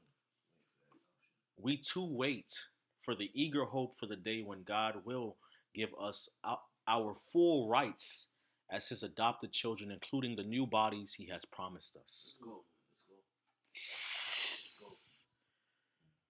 Whew. That's what verse you stopped at? I had stopped at 22, but nah, you was on point with that one, bro. Dang. You went to verse 23, right? Yeah. Dang. All right. Okay. Right? Back at Revelation chapter 20 and verse 7. "And when the 1,000 years were expired, are expired, Satan shall be loosed out of his prison, and shall go out to deceive the nations which are in the four quarters of the earth, Gog and Magog, to gather them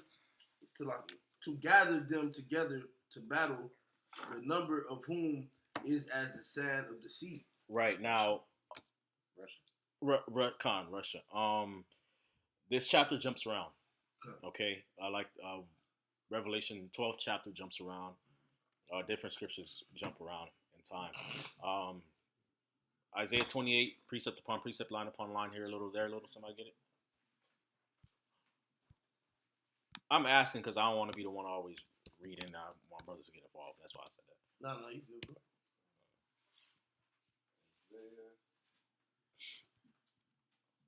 Isaiah 28 and 10.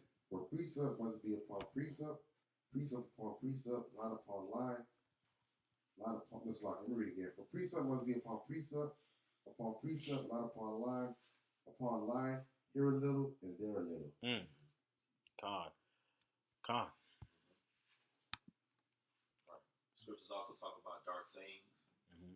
They also talk about things only being revealed to his elect. Yeah. You know? Teaches those who know what they comprehend. Mm-hmm.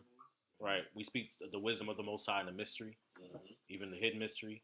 The scriptures also say how wisdom, conjectureth of things to come and knoweth of the past and discerns in seasons and times. Okay, so yeah, Dark sayings. The dark sayings, dark sayings, cost. Yeah, yep. So verse 3 jumping to verse 7. Yeah. Yeah. Yep. Yeah, when you have the Lord give you the eyesight, it's clear to see that it's jumping around. Yeah. Right. A Christian will go right over it. Right, it'll go right over their head because they read the Bible like a novel, and it don't make like we said, it don't make no dang sense because we brought out all these precepts on eternal life, this and that. So why would it? You know what I'm saying? It don't make no damn sense. Anyway, The Lord could do that because you have poets, you have movies that you have to think harder about. So how much the Lord in His wisdom, when He tells you it ain't for everybody, He got to open your eyes to see and give you the eyesight. The Lord got to sup with you. And you got to continuously learn this thing. You got to continuously stay in. So the Lord reserves the right, being the Most High. He could do it this way. And shoot, His elect getting it anyways, and that's all that matters. right. You got a precept? Nah. Did you say something about poets or Yep. or I did. movies? Yep. Movies got trailers. Mm-hmm. So, these prophetic visions are like trailers. And sometimes the trailer jump around, right? Yeah, it's Mhm. It'll jump boom boom. Then da da da da. Show you a clip. See, that clip. Oh. Then it goes to the victory parts. Then it's cha yay. You know what I'm saying? They'll jump around. So coming soon. Don't. The more you watch the movie, you can watch the movie. It's so good, you can watch it 3 times. Now you're getting it more and more and more. And you seeing different little Easter eggs and different things here, different things there, and that's how the scriptures is. And the reason why we're saying that is verse 7. It goes into the 1,000 years are expired. Now it's going back to where it talks about what Esau, the so-called white man, was put basically in chains and subjection for 1,000 years during the dark ages. But Satan shall be loosed out of his prison. But 2 Thessalonians chapter 2 says, his workings are after Satan.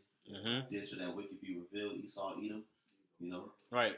He that letteth will let until he be taken out of the way. Right. So Satan's done been released again, and so now he done gone into the 4 corners of the earth to deceive the world again. That's why we gotta break down Revelation chapter 1 about how the Lord looked. We just went into the dark images and the icons, things of that nature, and it's gonna get so bad that Gog and Magog, who are also of Satan, Right. okay, who are also Edomites, they gonna go and battle. Okay. Hey, I did have a precept. I pulled it up. I forgot. But, Job 9:24. The earth is given into the hand of the wicked. Of course. He covereth the faces of the judges thereof. If not, where and who is he?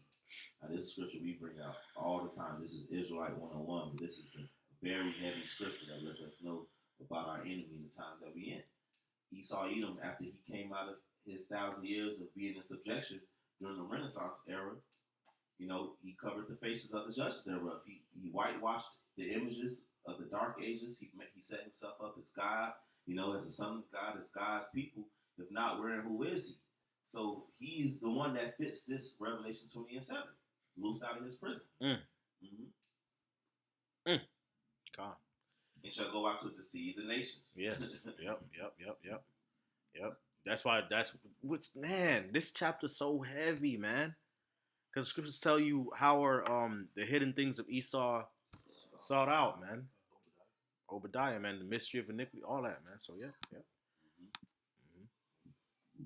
We'll break down verse 8. It says, "And shall go out to deceive the nations which are in the 4 quarters of the earth." And Esau did that. His navy, his garrisons, or his his bases are all over the earth. Right. From here to Guam, all over.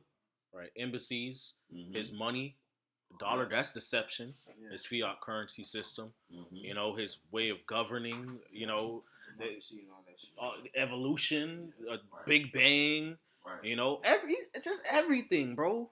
Just everything, man. The alphabet community, abortion, all that, man. This is madness, bro. Right. This is madness, bro. Yeah. Yep. There's a lot of subliminal messages everywhere. Yep. Right. Hollywood. Right. Hollow. Well, we was before we started, we was talking about GMOs. Fucked up. Deceive the nations. Right. Oh, you got to bring that down the carbon footprint because of carbon emissions. Well, every living creature gives off carbon, and trees breathe in carbon dioxide and they release oxygen. He's just bad. I was reading the article, and if you remember, I bet everybody remember this once it comes back to your attention. He was telling us to stop using paper bags. Now, in the kingdom, we're going to find an efficient way to use and to wrap our goods or whatever. But he was saying, stop using paper goods and use plastic. Yeah. It's better for the earth. Yep. Now look at it. That shit was horrible. But it says, "And shall go out to deceive the nations which are in the 4 quarters of the earth, Gog and Magog." Because Russia is Esau as well. To gather them together to battle, the number of whom is as the sand of the sea. Now that's talking about what? Rally of Rally of Joseph. Jehoshaphat. Well, it's Revelation 16, Joel 3. Yep. Multitudes. I got it. Joel 3.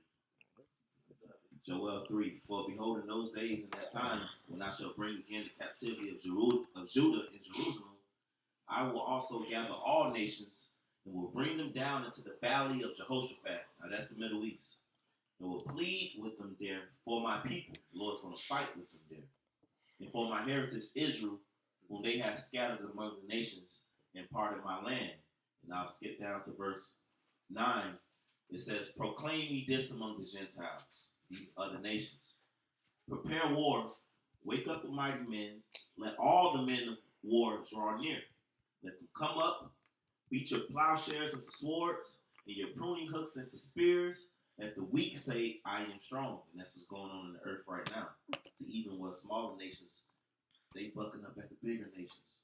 You know, bucking up at America because they have nukes or they have alliances with someone who has nukes. You know, you got the BRICS nations, Brazil, Russia, what is it? India and South America. They China. right, China and South America. South Africa. Yeah, South Africa. I mean, yeah, but South America, America is about to Yep. join. Other nations are about to join it. Yep. You know? Mm-hmm. Verse 11 says, assemble yourselves and come, all you heathen, and gather yourselves together round about. Thither cause thy mighty ones to come down, O Lord. Let the heathen be wakened and come up to the valley of Jehoshaphat. For there will I sit to judge all the heathen round about. Put you in the sickle, for the harvest is ripe. Come, get you down, for the press is full. The fats overflow, for their wickedness is great. Yep. That's the state of the earth right now. It's irrecoverable. The Lord has to come. Verse 14. Multitudes in the valley of decision. That's the Middle East. But the day of the Lord is near in the valley of decision. That's why you got things going on over there in the Persian Gulf, the Strait of Hormuz, things going over there in different lands in the Middle East, because that's going to be where all the nations, all their armies are going to be gathered for the great judgment of the Lord for the controversy of Judah and Jerusalem. Joel 3 and 9. I'll read on down to where you stopped at in the NLT. Mm-hmm. It says, say to the nations far and wide, get ready for war. Call out your best warriors. Let all your fighting men advance for the attack.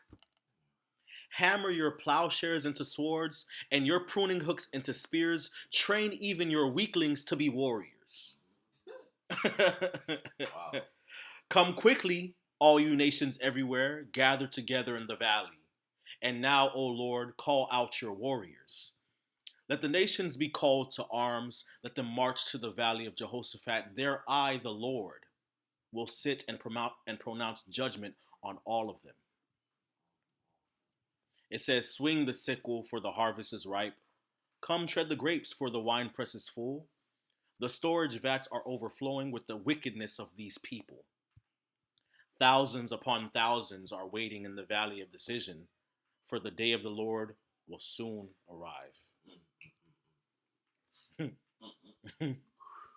For there the day of the Lord will soon arrive. Come on. Yeah. Got another precept. Word Ezekiel on, chapter 38, going to Gog and Magog. Because that does represent Russia. Because back in Revelation 20, it says Gog and Magog to gather them together to battle, the number of whom is as the sand of the sea.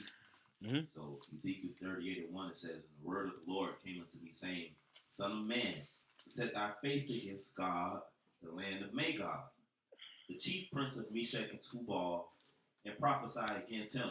Mm-hmm. Now, for those listening to the video, you can do your homework and look at an ancient map of Gog and Magog, and it falls into where Russia is, or where the USSR was, you know?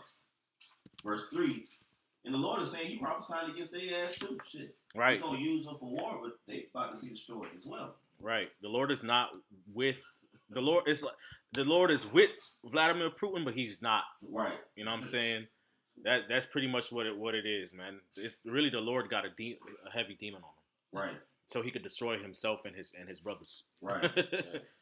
Yeah. If I may add, Most Hall went into not long ago. He brought out how Russia means head or like chief, chief prince of some shit. Ra'ash Shar, head prince. So the chief prince of Meshach and Tubal. That's what Russia means. Russia, Ra'ash Shar. Hey, Apostle Hall brought it out, man. You know, but verse 4, it says, "And I will turn thee back and put hooks." And now, hey, you know what? I just gotta say real quick, that was a short video. But see, that's why you gotta stay in the spirit and just, click on something and get edified. That quick, But verse 4 says, "And I will turn thee back and put hooks into thy jaws, and I will bring thee forth in all thine army, horses and horsemen, all of them clothed with all sorts of armor, all type of nukes, all type of missiles, all type of this, that, all type of new technology that they have, man. Even a great company with bucklers and shields, all of them handling swords." And that's why you got Iran sending drones up to Russia. This stuff in the news. Verse 5, Persia. Persia is who? Iran. Ethiopia and Libya with them, all of them with shield and helmets. And Ethiopia represents not just Ethiopia today, but ancient maps. Ethiopia represented a bigger portion of Africa, And Libya with them, all of them with shield and helmet. Gomer and all his bands, the house of Torgamah of the north quarters and all his bands, and many people with me. That's Turkey, the people around that area. Yeah. "Be thou prepared and prepare for thyself, thou and all thy company that are assembled unto thee, and be thou a guard unto them." You're gonna have allies, and you're gonna have this side against that side in this World War III that's coming, man. Right. It's of the Lord. Right. In the NLT it says, "Get ready, be prepared, keep all the armies around you mobilized, and take command of them." and take command of them. If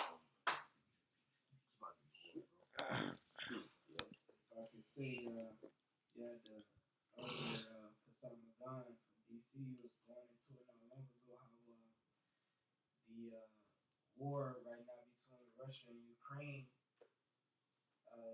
dealing with the wheat that's grown over there. Like they said, one of the main places that's going to affect is like Libya and like northern Africa. So that could be a catalyst for them joining Russia. Right, because Russia is withholding grain and all of these things. Yeah. They produce a lot of wheat. Right. Ukraine too. So whose side are you gonna be on? The West or the people who actually got the resources that you need? Not just got the resources on your side. Right. Of the actual of the globe. Con. Over there, they don't give a fuck about you. Yeah, exactly. And clearly they done showed it over the years. They've been oppressing the land of Ham and all the people there. So, yep. Yes, sir. You got Africans over there in Ukraine trying to flee. They won't let them flee. Yeah. Yep. Con. Ramon, is there more on that Ezekiel? Because what you want? Yeah. Because it's gonna go right with Revelation 20, verse 8, Ezekiel 38 and 8. It says, "After many days thou shalt be visited. In the latter years thou shalt come into the land that is brought back from the sword." That's America. Yeah. It is gathered out of many people against the mountains of Israel, which have been always waste. But it is brought forth out of the nations, and they shall dwell safely, all of them. I mean, we know that Russia is going to send nukes over there to the actual land of Israel. But they're going to come back. They're going to come up against America. Right. They're going to have this walk back and get from the sword. Khan Salaki, I don't mean to interrupt. They're going to have troops over here too. Right. And they ain't going to like Jake. Right. You know what I'm saying? So it's going to be a world war. Right. So you out here, trying to take over, and that means that you're going to try to take over my people too. Right. So the Jake is over here. Right. Concentrated heavily over here in the United States of America. That's where the main deliverance is going to be for Israelites. Verse 9, thou shalt ascend and come like a storm. Thou shalt be like a cloud to cover the land, thou and all thy bands and many people with thee. So you're going to have Russian troops over here in America, man. Thus saith the Lord God, it shall come to pass that at the same time shall things come into thy mind, and thou shalt think an evil thought. And President Vladimir Putin, he president, whatever he is, he got that evil thought in his mind. They about ready to push the button when it comes down to it. Yeah. And that button is going to fuck up millions, billions of people on Earth. Fuck that. Right. To the point where didn't they put out that guidelines on what to do for a nuclear strike if it hits New York? Yeah. Which is Step one. Step- Get inside. you ain't gonna have Shut up, time to get bruh. inside, bro. And even if you get inside, you're gonna die. Hell? Stay away from the window. Right. The Then fuck? you, and then just, Hell? but now they use Eve too to do that shit. Shut Right. that shit up, bitch. They all, bro. It's always those two. Even the serpent keep getting brought up. Even the serpent, bro. Them two about to get judged hard, Hell yeah, bro. hell yeah. I know brothers don't like saying evil. Hey, she let herself get used. Yeah, she want to be used too. Majority of them. Verse 11, it said, and thou shalt say, I will go up to the land of unwalled villages. That's talking about America. Because World War I, World War II, which America played major roles in, was fought over there in Europe, though. You know, America played a major role in both of those world wars, but over here, there wasn't nothing really going down, except for maybe some shit with economy and shit, you know? Right. Not since what, the Civil War. Right, the Civil War, that's their business. Right, you know what I'm saying? It's a civil war. So ever since that, you know, even before then, when America got its independence, Right. since then they've been brought back from the sword. That's why it's the virgin daughter of Babylon. Right. I'm saying nobody ain't never touched here, and America's so strategically placed because there's no like countries bordering Babylon that can pose any threat. The Caribbean islands, they all jacked up. Mm-hmm. You know what I'm saying? Latin America, South America, that's all. Those governments are already compromised. Right. Canada, what the fuck Canada gonna do? Right. Hawaii, what the fuck? They don't play hockey. They way over here, 2 bodies of water surrounding them. So now, Babylon gonna get caught. Right. There's prophecy. The Lord wanted to save this place for last. The Lord wanted to get this place. Yep. That's right. That's right. So verse 11 again, it says, and thou shalt say, I will go up to the land of unwalled villages. Russia's like they finna come up against America. Fuck that. Yep. I will go to them that are at rest, that dwell safely. These people over here in America don't know about war and hard times and bombs being dropped. Even the people in the UK, their grandparents know about that from World War II. Because Britain was getting bombed by the Germans. Over here in America, they don't know about that. You know? All of them dwelling without walls and having neither bars nor gates, to take a spoil and to take a prey, to turn thine hand upon the desolate places that are now inhabited, and upon the people that are gathered out of the nations, which have gotten cattle and goods that dwell in the midst of the land. So the Lord is prophesying in Ezekiel 38, basically, how Russia is going to come back up to where they have that power like they had with the USSR, you know, in which they're going to put them hooks in their jaws, which means they're going to get their weapons, they're going to get their armory right, they're going to get these nuclear missiles, and they're going to prepare themselves for World War III against America.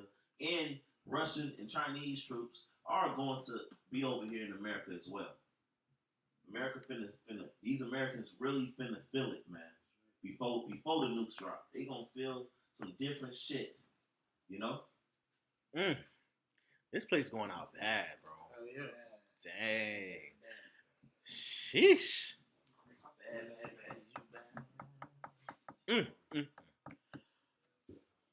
Any precepts? Point? Z? No. Con. That was dope. Vermont, the water. Water Basham Al Shai.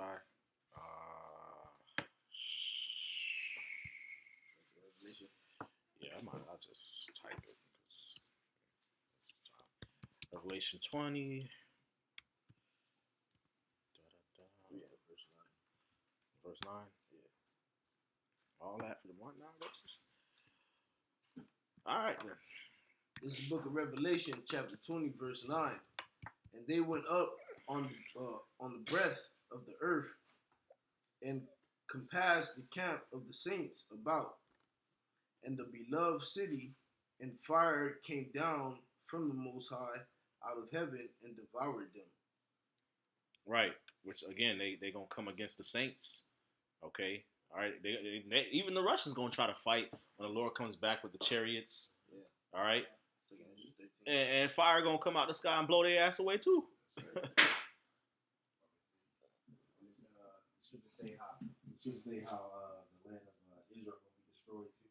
Mm-hmm. You know, like you said that the camp of the saints round about in the beloved city, so that city, the land of Israel will be destroyed because why we have to go back in there. Right. You know? That's I got right. a precept for that. This is the book of Ezekiel 38. Ezekiel 38 in verse 18. It says, "But it shall come to pass at the same time when God shall come against the land of Israel, saith the Lord power, that my fury shall come up in my face, for in my jealousy and in the fire of my wrath I have spoken. Surely in that day there shall be a great shaking in the land of Israel." Talking about Israel, our land that the Lord promised to our forefathers. That shaking meaning those missiles. So that the fishes of the sea and the fowls of the heaven and the beasts of the field and all creeping things that creep upon the earth and all the men that are upon the face of the earth shall shake at my presence, and the mountains shall be thrown down, and the steep places shall fall, and every wall shall fall to the ground. Con. So, the Russians gonna come against the children of Israel. Just to mention Jacob's trouble. Right. Jacob's trouble gonna be all four corners of the earth, wherever wherever Jake is. Yep. They showed you that on the first purge. Yeah. They had those troops coming in, and they had like European looking troops, like blonde hair, blue eyes. You could tell they was from like Europe, Eastern Europe, Russia or something. And they had like the jigaboo face paint with big lips. And they had a mask on. They was ready to come kill Jake. Right. Con. What's Russia's biblical nationality? Edomites. Edomites. They hate Jake. They hate Jake.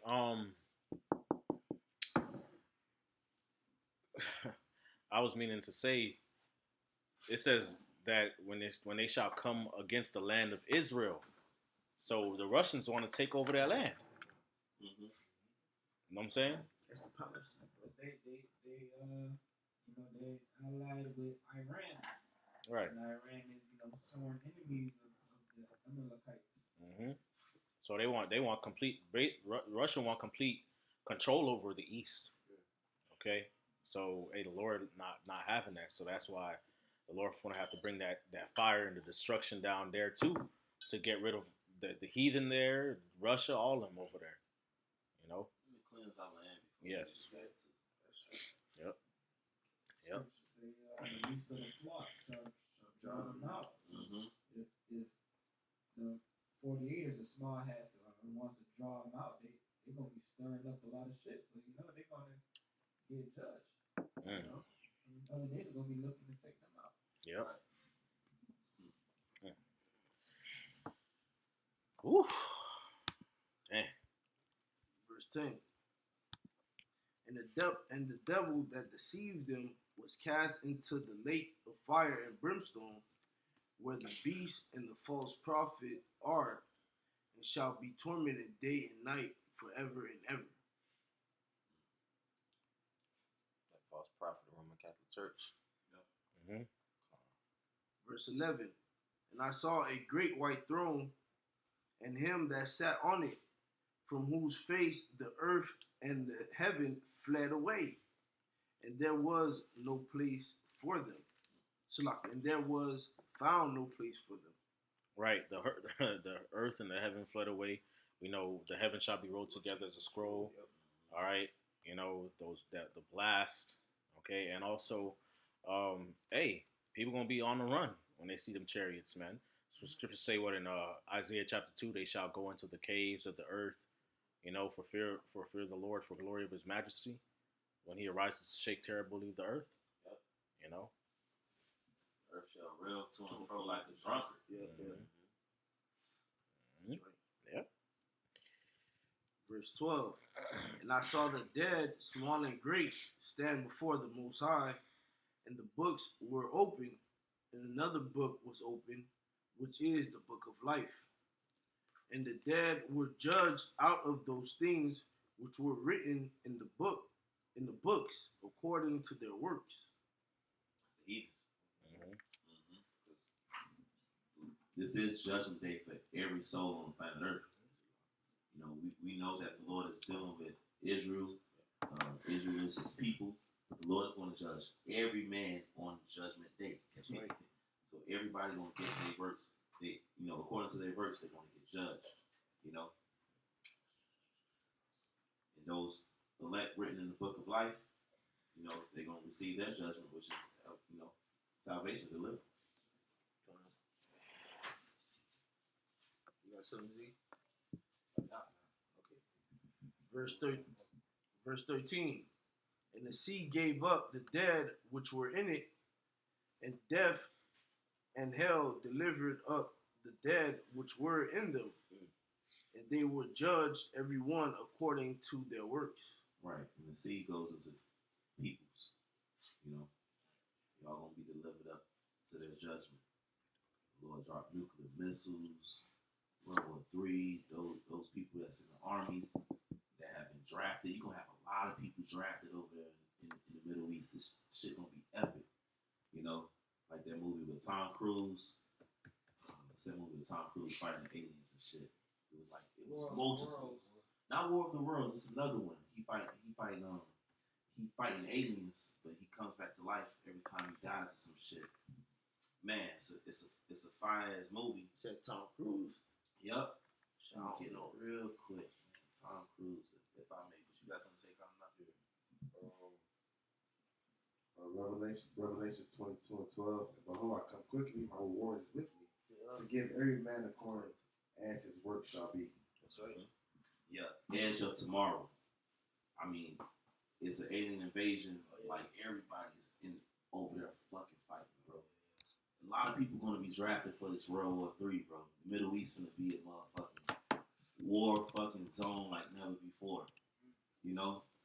So it's going to be millions of ways to die in these last days. It's called Right. Right.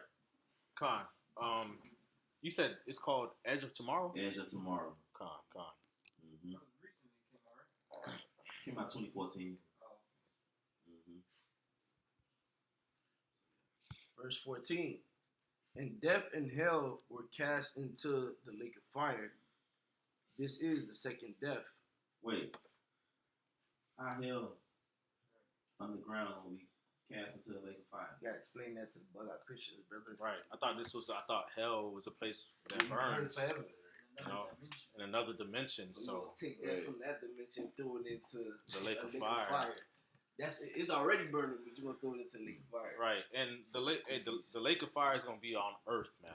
Okay, the Lord said, "I will bring fire upon the earth, and what would if it be already kindled?" That's right. Okay, That's right. all right. The Lord will come with fire, and his chariots like a whirlwind to render anger with fury, and his rebuke with flames of fire.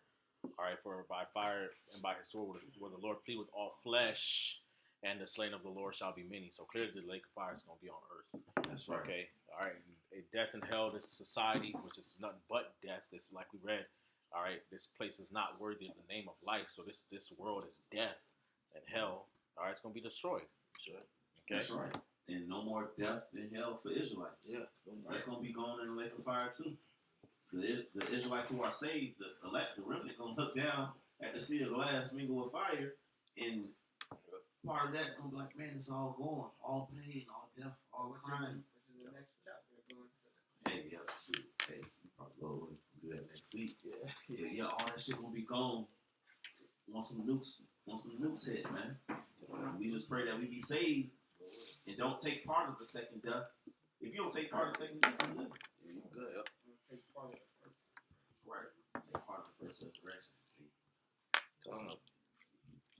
Verse 15. And whosoever was not found written in the book of life was cast into the lake of fire. That's right, man. That's 2/3 of our people. They should be left. They should be left in the fire. You know, but those found written in the book is the elect, man. That's our prayer. It's preordained. It's predestined since the foundations of the earth. The Lord has given us His truth and every reason to fight for that. He gave me His belief and His faith. Well, when we endure to the end, we won't have a taste of that, man. Let these heathens, you know, these 2/3 of our people who don't believe, who won't repent, who won't call on the name of Yahweh Shem Yahushai, even till the Lord comes, they're gonna be found in that lake of fire when Luke hit their ass. That's right. That was the rest of the chapter. You got it, bro. Hey, so with that, we give all praises, honor, and glory to Yahweh, Ba'ashem, Yahushai, Ba'ashem, Rakakodash. and double honors to the apostles and the elders of Great Millstone who teach us this truth and rule well. Salutation, peace, love, and blessing unto the hopeful elect. Kwame Yasharala. Kwame Yasharala. Ababa Ball. Ababa Ball. Shalom.